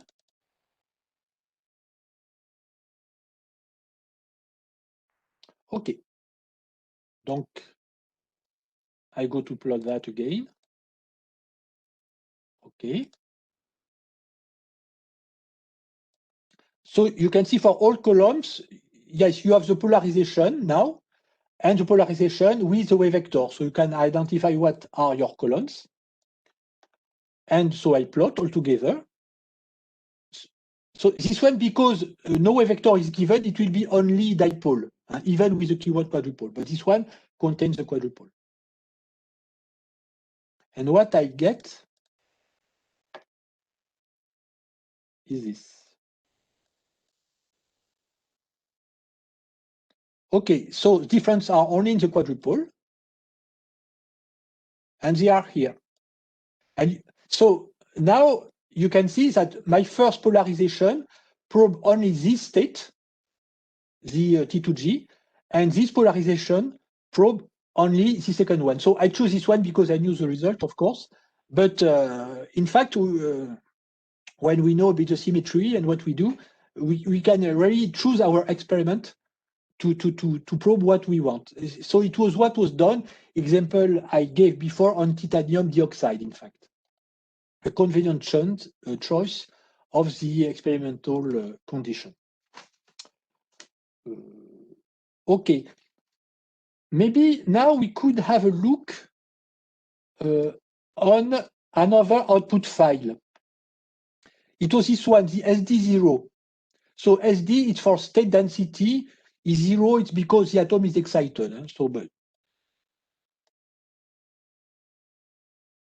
So as I said before, this file contains the density of state projected on the absorbing atom of the S orbital with integral versus energy, the Px, the Py, the Pz, and so on, the total, the integral versus energy, then the different d orbitals in cubic description. That is dx2 minus y2, dz2, and so on. Maybe you know or you don't know. The sum, and at the end, the integral. So we go to plot that. So first, I plot only the P,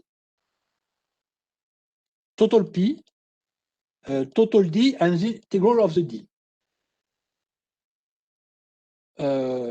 First things you can see, so red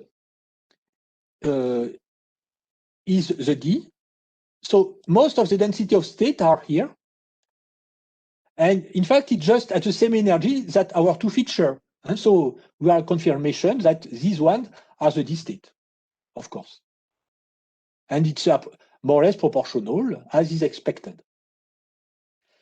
And the integral is interesting because if the step is sufficiently small, at the end of the integral, you are very close to 10. And it's normal, you have 10 3D electrons. Most are not occupied, but density of state gives this. Now, if you check all these parts, well, this one are, but most of the D are here. But here you have the P, and you can see that it looks like the main edge. It's a bit distorted, but anyway, it looks like the dipole main edge. Okay, so very often, so here it's a simple case, but very often it's useful to check the density of state because you can identify some bumps. You say, okay, it's this typical state. Here it's cubic, but sometimes it's not cubic. And you can say it's only a specific state, not the other. Like in the example here of the quadrupole. First one was, yes, I can show that in fact, if I take this one and this one, for example, we plot, in fact, this one, the green one is one of the two EG, the other one is DZ2, the sum gives this one, and this one is a T2G, DYZ. If I would have plotted the two others, it would be the same, and the sum is this one. So you can say exactly what is the state involved in your feature in the spectra. Okay. And if you are lazy, what is normal, in fact, I go to.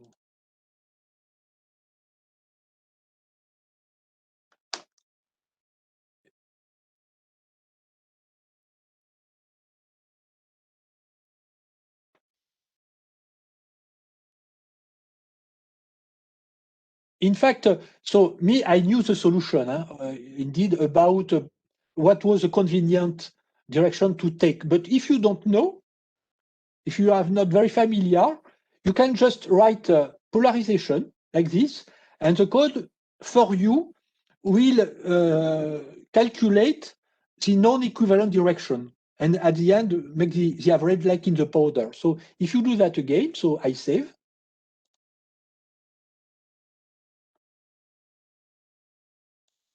I run.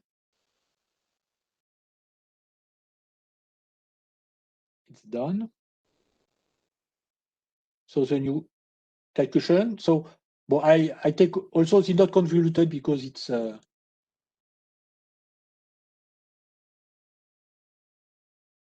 easier to see.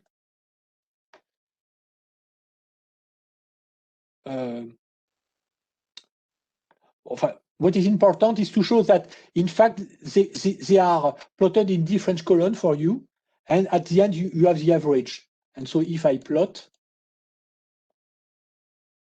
the 3 columns, you plot, I have this. So difference here are just here.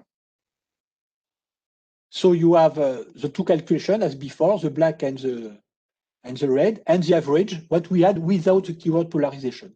So this analysis is done automatically, and so it's easier for users, evidently. Okay. Do you mind if I ask a couple questions? So One question was about your recommendation how to use FDMNES to simulate partially occupied states like iron 2+ and iron 3+.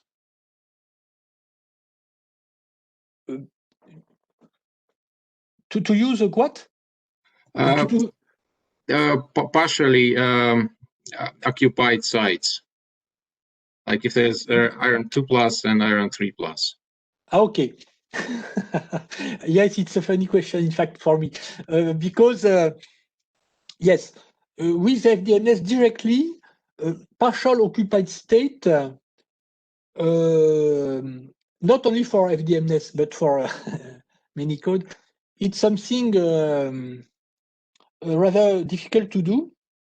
For absorption, for diffraction, it's easier, in fact, because diffraction measure really the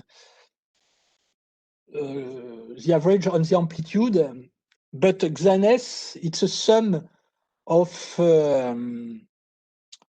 it's incoherent, and so you sum the cross section of the different possibilities, if you want. So my first answer is to do that. In fact, you have to make the first calculation with iron 2+, and then the second one with iron 3+ on the same side, and make the average. Mm-hmm. So it's my first answer. My second answer is that in fact, for example, for magnetite, if you think about this kind of compound, where the octahedral sites are said 2.5+, so it's shared between 3+ and 2+. But in fact, what you make, in fact, it's more, how can I say that? If you make any kind of bound structure calculation, any kind of calculation, in fact, you have only one kind of iron on this site, which is mostly 2.5+. I know that electron cannot be cut in two, but the average density, in fact, can be what it must be. So if you have two equivalent sites, if you have one site, one single site, it can have only one occupancy, which can be half. Is it what to this that you thought, or not? I'll wait for an answer, but it makes sense to me. That's how I would do it. Or I would create a cluster and maybe try to replace some atoms in certain positions. At least in this would make sense, but I don't know. No. Yeah. After I thought you were thinking about different oxidation state on the same atom, but with the same structure around. So in that case, you have to make two calculations. There is no other way. But I don't understand why you could have different oxidation state if the site is single. After, in fact, in the code, you can no. In fact, I was saying this because when we play with a charge, we must take care, because in the chemical vision, very often we think in terms of ionic charge. An atom is supposed to be 2+ or 3+, and so it's possible, in fact, in the code to impose a specific occupancy. It's possible in the code, but very often when we do that, we put too much, because the true charge integrated inside the atom up to a specific radius is not exactly this one. Okay, just to say the thing, but in fact, in the code, you can define, you can impose a charge if you want to make a test. For example, on the vanadium, I could use the keyword atom conf. I hope I will not make a mistake. I can say that one atom, which will be the number 1 in the list below, will have, I don't know, one specific orbital, which will be the 3D. 3D, it's a quantum number as 3 and 2. And I would like to put, I don't know, 1 electron on it. So you can run this. And the code don't like that that a molecule is not neutral. But if you want to impose that it's not neutral, you have to, I think the keyword is a free charge, something like that. I'm not completely sure, but something like that. So with that, you could run. Mm-hmm. And so, you could check the results. And so you could make different run with, for example, 1 electron or 2, or even 1.3. You can do what you want and compare the result. Mm-hmm. So this is, it's a single occupancy. So if you want to try an average between occupancy, you would have to make a different calculation and average them. Mm-hmm. If it's on the same site. But if it's on different sites, you can have different occupancy. So under this in fact, I have an example. In fact, I have another example here. Practical. In iron 304, in fact, I've commented, so it's atom conf, as you can see. But in that case, there are 2 kinds of iron. So, well, the exclamation marks are because they are commented, but we don't mind. But for example, for the first iron, I could think that because this one is supposed to be 2.5 plus, and this one is supposed to be 3 plus. So I could write a specific occupancy here and another one here, for example. And here, because it's 3 plus, so I use only 5 electrons on the 3D. And to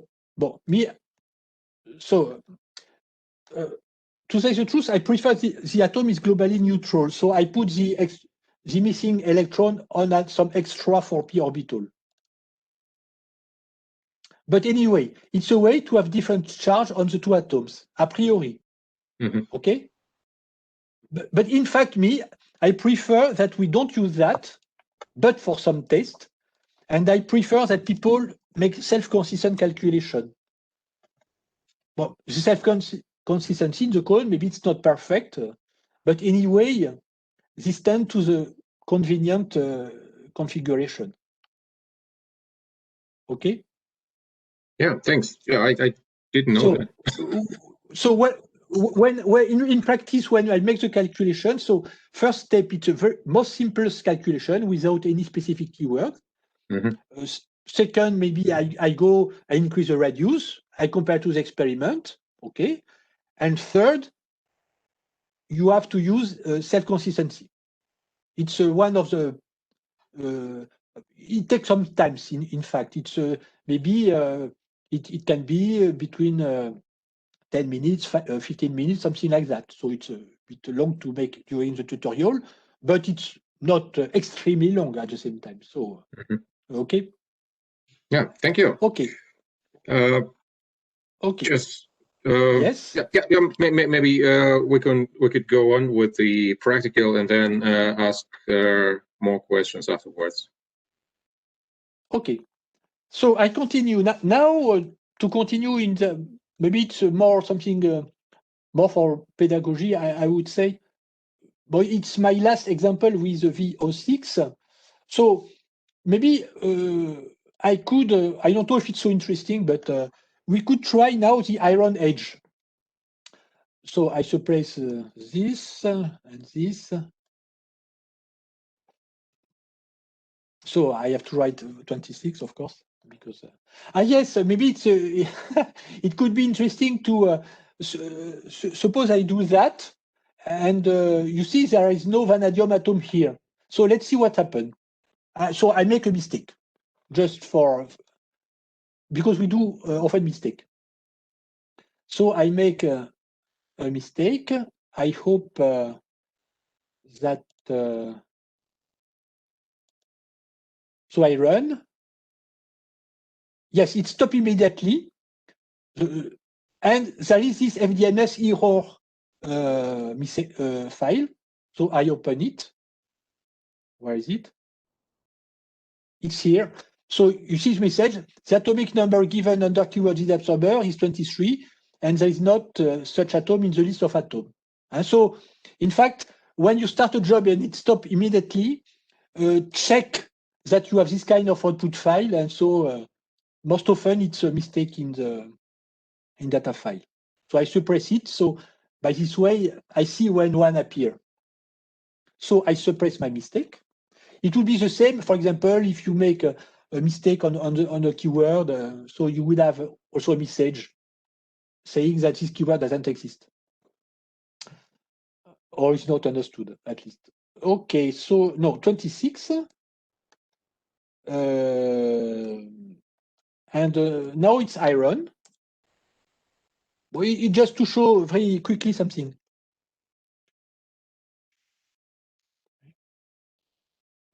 Okay, so well, I have the same input file name, but we don't mind. I run. Well, I see on my other screen that it's running, but it's done.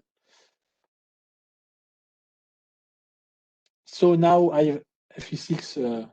Well, I have still this. So I go to check the convoluted file.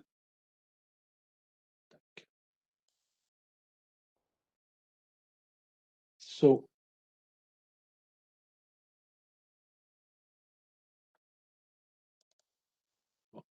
I write iron.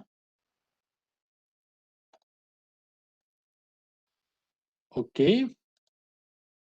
Now I plot it. And I also go to plot the one for VO6 just to compare. So because they are in photoelectron energy, so they are not, of course, these two edges are not at all at the same energy, but here they are shifted because they are in photoelectron energy. So here what I want to show is something which is no. So as I said before, the shape depends a bit, but not so much on the atomic number, if it's the same edge. So because it's an octahedron, it's more or less the same kind of shape with this white line, this little shoulder, the hole, second bump. So position are not exactly of the different bump are not exactly at the same position. And the shoulder is a bit different, but roughly the same shape. So it was the only thing I wanted to show on this. Okay. And if you would compare, in fact, they are in the experiment folder, but if you would compare to the experiment, you could see that it's the same tendency. So it's very easy to have this kind of agreement, even if it's not absolutely perfect. Okay.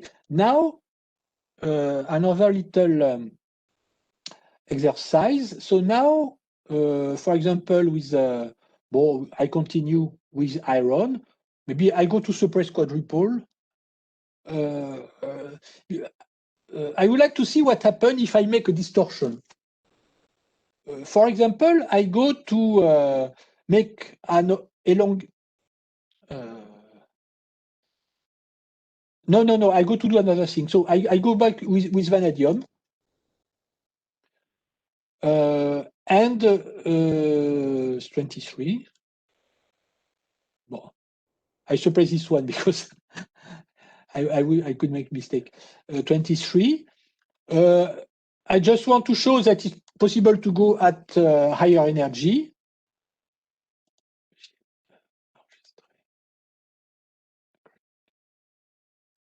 Bon, this one I don't mind. Okay. iron. So it will be VO6.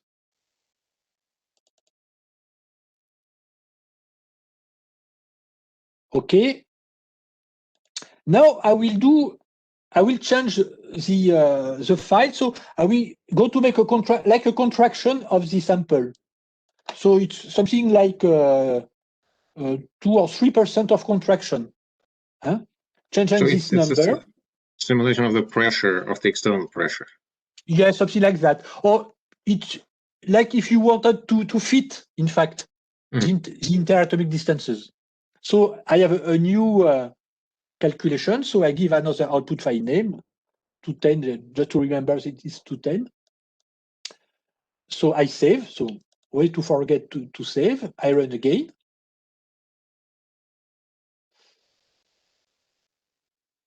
Okay. And now I go to plot both files. So VO6, simple VO6, this one, and also with 210. I know it's this one.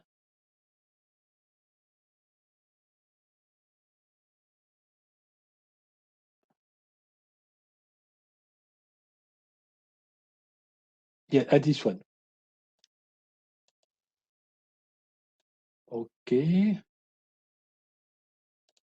So I plot them together. I let the keyword polarize. It's what it's written 100, but it's like the average, in fact. So if I compare both simulation, so it's the first one. This one is a contracted one, so it will be the first one, and the second one in the other. You plot. Okay, you see that. So it go up to 300, as I have asked. And what you can see, it's the effect of the contraction. So the first one is the black one. The contracted spectra is not simply shifted, it's like expanded, if you want. So it's this very famous effect that here it's nearly at the same position, then it's shifted, and here more shifted. So it's expanded. So it's this so-called, sometimes we call that the Natoli effect, is the time that K dot R equal constant. So if you decrease R, you increase K, which is the square root of energy. So it's what you can, it's why XAS is very efficient to measure an interatomic distances of a shell, because higher energy you go, more shift you have, if you want. So it's why in XAS, we are especially sensitive to that. And in XANES, slightly less, of course. But XANES sees this 3D effect. Okay. I suppress some file because I have too much. Now, just to finish this part, I will try another effect. So within data file, I go to make another kind of distortion. For example, a simple elongation along one direction. I don't know how to call that, born you. And suppose, for some reason, well, for vanadium it's not very convenient, but maybe, yes, we could calculate copper. Copper like to be Jan Taylor. But in fact, that doesn't mind, but because it's just an exercise. But copper like to be Jan Taylor. So one direction is longer than the two other ones. So as a keyword polarization, so it's copper.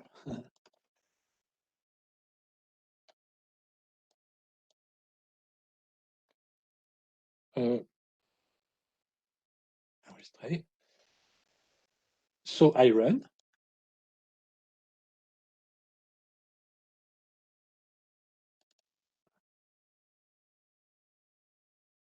Okay.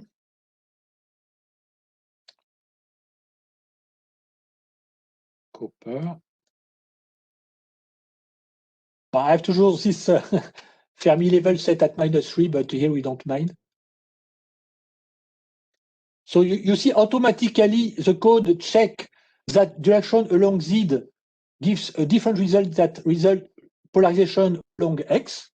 And at the end, you have the average. It's because we had the keyword quadrupole. So if we plot the three columns together, you get this. So we focus more on the XANES part. So you can think that difference is not huge, but in fact you have. And so it's the effect of this distortion. So two results. So now it's not anymore isotrope. So dipole is not isotrope if your material is not cubic.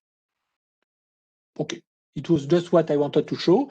Distortion, it was not huge, but anyway, it's possible to fit that.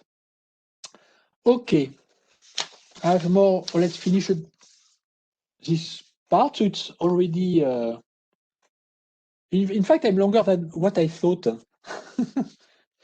Sorry if it doesn't disturb your further plans.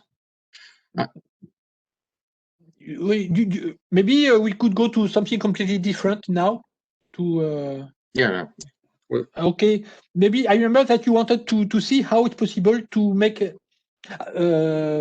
and maybe a last one. Yes, a last one on this, but it's a very different calculation. So with another edge, just for fun. My data file. So I go back to vanadium. For vanadium, it's not so bad, in fact. C3. So if I want to calculate the L23 edge together, so I just do that. Save. And I run. Well, it's running on my other screen, but I have too much energy, but we don't mind.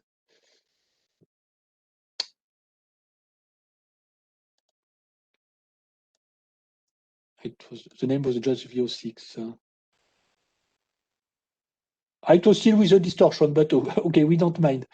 It was just to see. VO6 conv is here.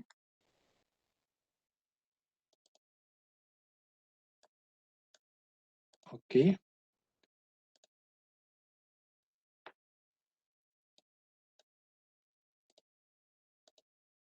I hope it's a new one. I know it's not a good one. So sorry, I didn't take the good one. What was the name in my data file? It was VO6. Yes, it's with underscore.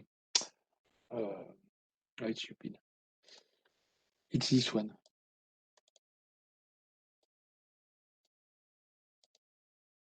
Well, I hope it's a good one. Tac. New plot. Yes. So these one are the L23 edge. So it's interesting only here. So you can see nothing to do the shape. This one are S3. This one are L2.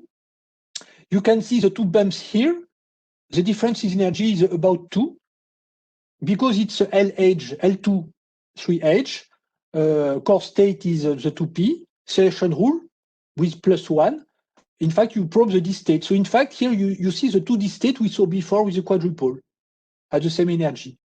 And the same for the L2H. And because it's DFT, the ratio between L3 and L2 is very close to 2, in fact, what is not true in the experiment. And to improve that, you could use the keyword TDDFT. So it's only for this edge. It's not for K edge. So you just write TDDFT. So you go to this other theory, you run again, and you would get, so it's a bit longer, so I don't do, but you would get another output file which with underscore TDDFT in the name, and you plot. And you could check, well, I don't know if it's,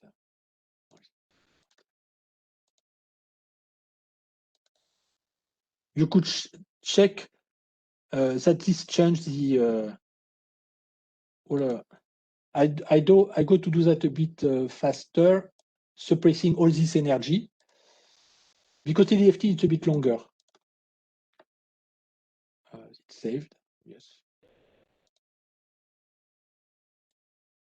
So you have the main calculation, and then it's the TDDFT part.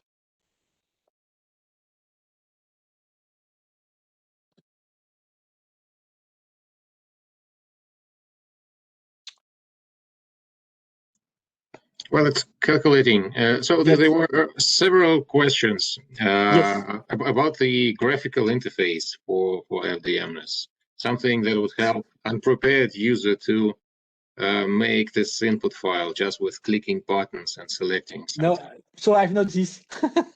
And in fact, I think to do that for 20 years. But I always preferring to do other things. No, there is no. I don't think we will have one soon. But if some collaborating people would like to code that, I would be happy to have one. Maybe you don't like the answer, I'm sorry. But you know, I must say that I don't find that very important. No, I completely understand that, sure. Because in practice, we can do, it's just to plot, so, and okay, so there is no. And so it's done now, this part. So TDDFT, so it must be somewhere. It's TDDFT.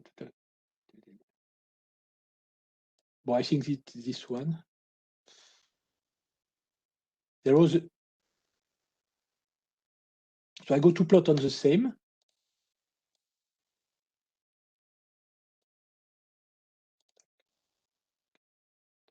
Okay, you can see the effect.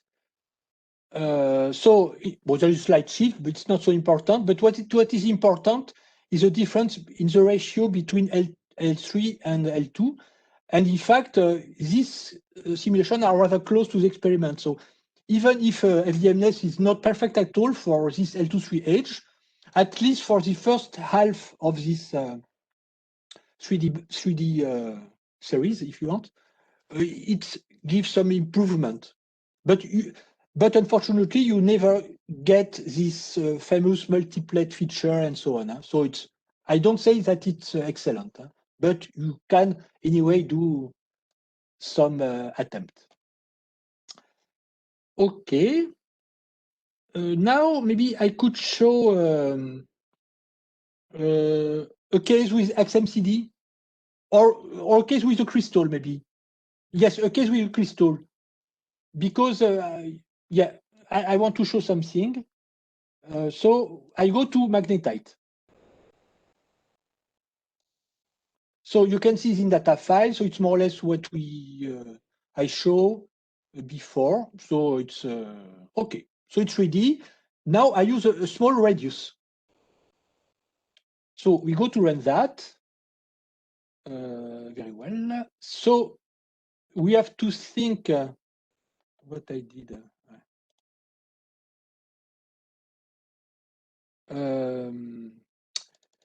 Because it's magnetite, so it's not in the same data file. So I have to change. Remember, if in FDM file.txt, because it's a new FA Trocat RN304.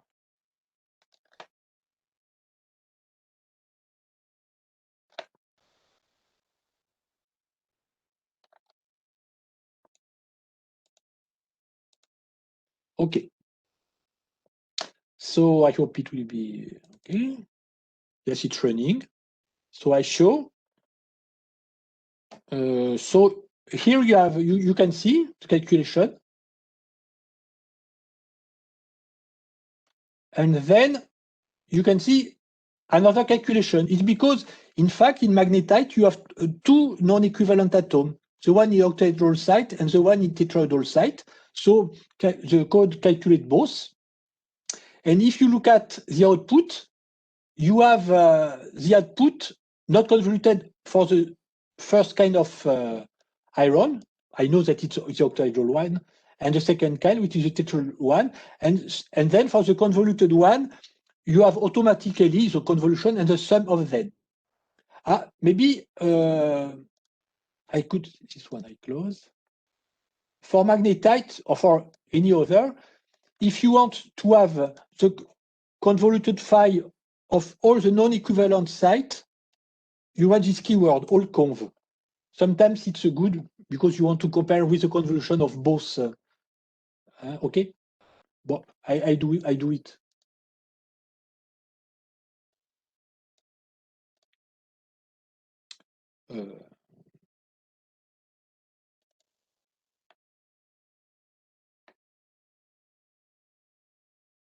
Okay, so it's calculating. So anyway, I start to show this one, just the convoluted one.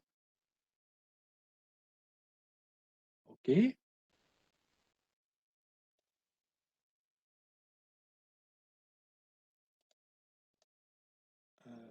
New plot. So you can see, so if you would compare to experiment, you could check that it's already not excellent, but pretty good. You have this pre-H.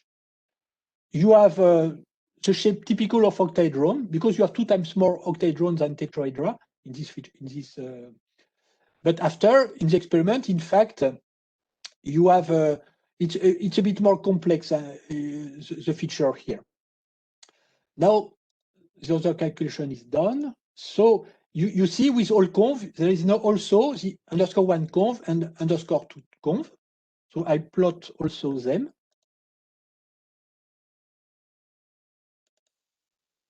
On the same.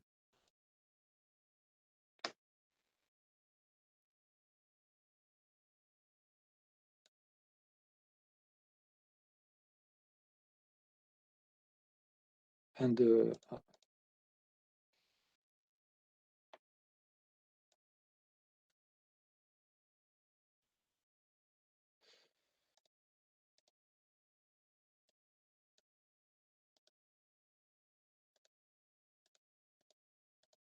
okay, so in fact, the final result is just the sum of both first. So here, this one is 2 times higher than this one, roughly, because here you have 16 equivalent atoms for the octahedral site, and here you have only 8 in the unit cell. Now here you can recognize the typical shape of an octahedral site, even if there is some slight distortion in magnetite. And the shape of the tetrahedron is very different. And for tetrahedron, you have a big pre-H. So a pre-H, it's a signature of an absorbing atom which is not at the center of symmetry. And among them, with a surrounding tetrahedron, it's highly not with the center of symmetry. Okay? So, in fact, it's something general. You have an experimental spectra. Big pre-H most often means no center of symmetry on the absorbing atom. You can have a center of symmetry in your material, but not on the absorbing atom. It's something general. Okay, and in fact, so not all, but most of this pre-H is due to the tetrahedra. So there are studies, maybe you know, that for typical elements, for example, doping elements, people want to know where is the doping element, if it's on the tetrahedral side or on the octahedral side. So just measuring the ratio between these two features in the experiment, you can check. For example, okay, it's a way to see that. Now the second thing I want to show on this same with this same in data file, it's that now in fact, to have a better calculation, you have to increase the radius. So I go, but not too far because we have not so much time now. I just go to use 4 just to show that it will change. It will be a bit longer, but it's acceptable yet. Save. It is in French on my on my computer.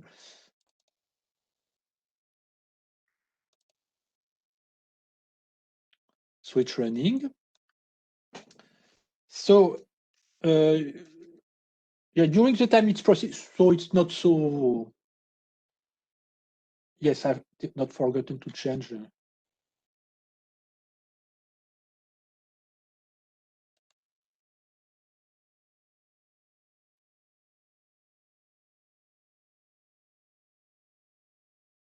Up to 14.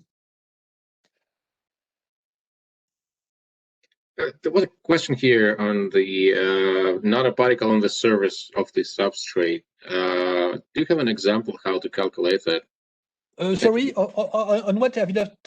You were showing the platinum nanoparticle on a surface of a substrate. Do you have an example of how this was done?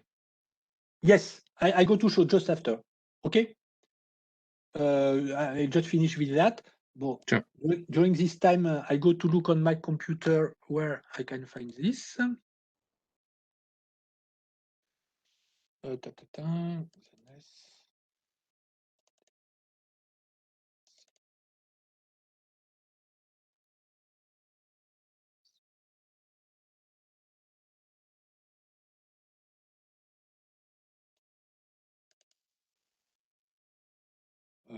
example.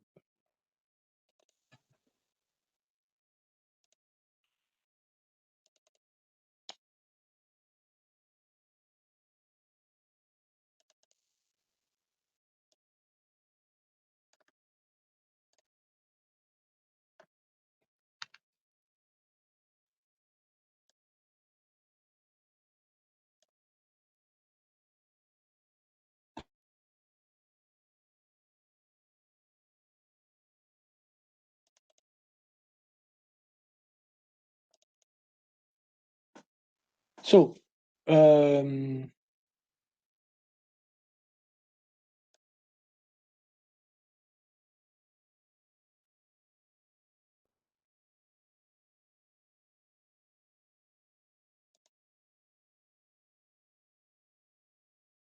but first, in fact, in that case, I was using a CIF file because the optimization were done using this vast software, which produce CIF file after the optimization of the structure. So the CIF file give the atomic position of all the atoms, including the substrate. Mm-hmm. So here you can see aluminium. Then you have oxygen in some places here, and in somewhere you have the different platinum. They are just at the end. In that case, I think there are just 5 platinum. And then for the data file, it was. I hope to find one. I take any one. So in fact, it's asking for this CIF file. Maybe it was not this one. I did not check. And the remaining things are nearly the same as we saw before. So Z absorber, it was platinum. In that case, I was running S3H. I guess with this radius, it was sufficient to have all the cluster. Yes, here it's a small cluster. There was only 2 platinum in that case. But it could be up to 7 or something like that, angstrom. In that case, it's far better to work with the finite difference method because when you have few symmetry, when it's not dense, Math-Intin approximation, multiple scattering theory is bad. So, yes, important keywords, spin orbit and relativism. For platinum, it's a heavy atoms, so you need to make a relativistic calculation. And relativistic calculation, in fact, but this one is not so important. In fact, when you write spin orbit, it includes all the relativistic aspect. And spin orbit, in fact, is part of relativism if you check the theory. And yes, just for your knowledge, if you don't know, in fact, the difference between L3 and L2H for this heavy edge is mostly due to spin orbit. You could check that there is a rather important difference between L2 and L3 edge for platinum. And you can reproduce it very well with spin orbit keyword. So now we need absolutely to have, well, this one we don't need. SCF calculation. Yes, we have this Vmax we are speaking about, because in fact here on one side it's I found that it was better because in fact it was not in a complete vacuum in that case. Yes, I'm not absolutely sure it was. Yes, because in practice there was disorder around. It was not performed in vacuum. In fact, but it's possible to make some broadening in some, but in fact here it's not efficient. It's a kind of little broadening in the main calculation, but with FDM that doesn't work. It's just for multiple multiple scattering technique. Okay, and yes, very important. These two keywords are important. To save time, by default, the code takes the absorbing atom, put the absorbing atom at the center of the sphere of calculation. But here we have 13, or in that case, 4 different platinum. They are all non-equivalent. So the calculation would have to be done 4 times with 4 different clusters at different positions. And in fact, in that case, to save some time, it's better to put the keyword center apps. So it means that the center of our sphere of calculation will be at the center of how we call that, of the different platinum atom. At the there is a mathematical word to say that, at the center of gravity, of all these 4 platinum atoms. Mm-hmm. And one run, we imply that in fact we forget the aspect of this excited atom, and in fact in one run you calculate the electronic structure everywhere, but also in the 4 non-equivalent platinum, and then just in one run you have your result. You don't have to make 4 calculations. It's just a way to save time. And for platinum, at the L2-3 edge, by default, yes, by default in my code, at the L2-3 edge, calculations are done in ground state, because there is less effect. It's what I found. But if you don't want to do it in ground state, you write the keyword excited, so it will be in the excited state. But in this kind of case, it's not so necessary. Huh? By default, at K edge, it's done in the excited state. Huh? And if in an K edge you want to make a calculation in ground state, you can write the keyword non-X. Okay, that's all. Yes, another very important point. These experiments were done with high resolution. And in the code for the convolution, I use table for the width of the core states, you remember? But when you apply high resolution, this width is in fact reduced by the way how it's done, this experiment. So the keyword to reduce this width is gamma hole, and you write the convenient value 1.3, which is given by the experiment. So when you make the experiment, you know the people at the experiment can give you this value, and so you put that. Okay. Yeah. Thanks. Yeah, that's interesting. Yeah, maybe this keyword. But it's a very technical. It's a way to fix atomic radius for the cell consistency part, because here I have different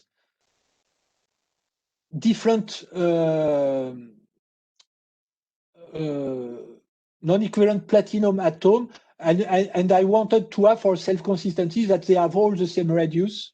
So I've imposed it to 1.47 angstrom for platinum and 0.9 for oxygen and so on.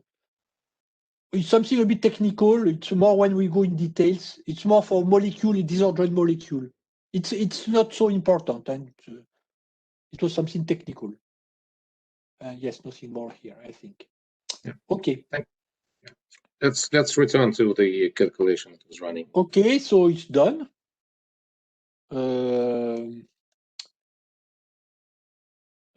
it's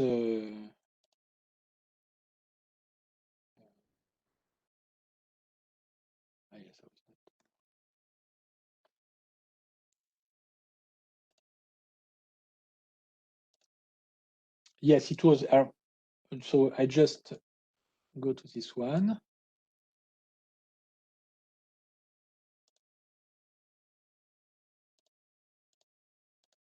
But it just to show that with a bigger radius, it's changing. So you can see we go closer to the experiment, and in fact, you start to see some shoulder here that you can see also in the experiment.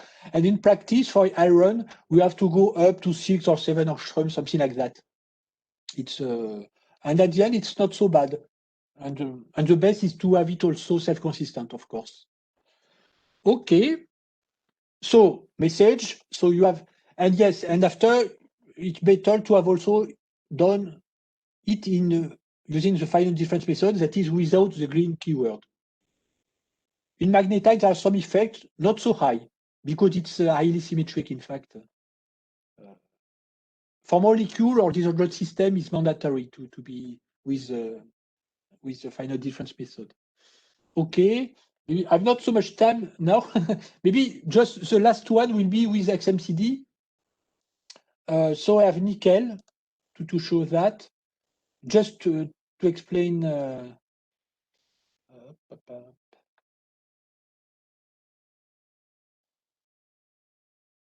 practical. So I have an example with nickel, so it's very simple. I just show, in fact, to do XMCD, magnetic one. So first, you have to say to the material that it's magnetic. And to say that, you can write the keyword magnetism or the keyword spin orbit. With spin orbit, it will be a bit more precise, but okay. So magnetism or spin orbit, or both, that doesn't mind. Then you have to say that each atom has a different number of up and down electrons. So the keyword to do that is atom or atom conf, as before. So you define a type of atom. 28 it's oxygen. So it will be the type 1 written here. And we just say that for all these atoms, sorry. The first type of atom here will be with because you could have other atom okay after, but so the type 1 atom we written here. So here we don't write any more Z, but we write type 1. So the first line here we have just one line, but because we have just one kind of atom. But the first line says that Z equal 28, so it's nickel. And now we define one specific orbital, which is a 3D, because it's 3 and 2, 5 up electron and 3 down. Okay? And after, okay, edge L23 because it's more fun. And yes, and now to make XMCD, we have to define polarization. So this one, it will be classical linear dichroism. No, classical absorption spectra, polarization along X. And now it will be by this way, you can define a circular polarization. So my way to have a circular polarization is to say that it's 0, 0, 0. So the code understand that it will be circular and first left, second right, or reverse, I never remember, and then you will get the difference. But circular around what? Around a wave vector. And the wave vector here is along the c-axis. Okay? So XMCD, you need polarization with defining a circular polarization. You have to define the fact that the all this is are in the data file you have, huh? and okay, and you have to define circular polarization in that way, and so magnetism or spin orbit, and specific configuration state. And you could be self-consistent also, huh? With that, of course. With magnetism, it's even more important to be self-consistent very often. Okay, do you want I run it or? Well, I think we're out of time already. Yes. So, so I was a bit long. I'm sorry. That's perfect. So, just a few general questions. Is there a place with the examples that you were showing us? Where could we take a look at it? Is there like a database with FDMNES input file for different cases? Not completely. So first example I showed during the talk. So you have the talk, but this example right now I did. What example? Other example or? No, well, yeah.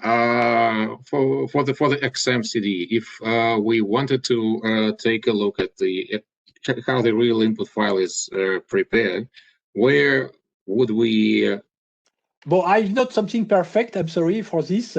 Maybe I would have to think, but so in the folder to download, so in the test stand, you have you have many examples of typical in data file. So these in data file are so you have also one for FDMNES. So for example, in fact, the data file are rather simple in practice. And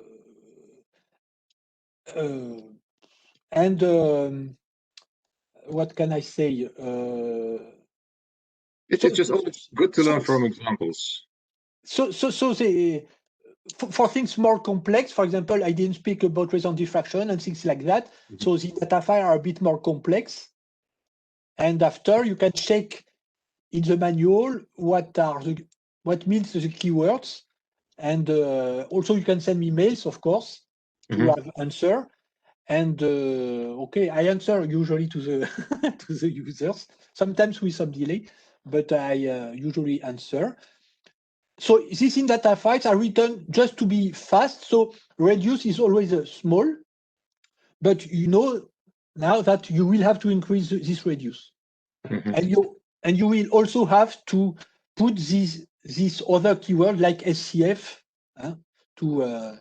And you also have to read this part, how to, this part I was explaining how to have a good calculation. It's in the manual, it's only 4 pages to read. But sometimes users, what they do, if it's not, usually people think that my code is rather easy to use, even if it's not with a full screen and so on.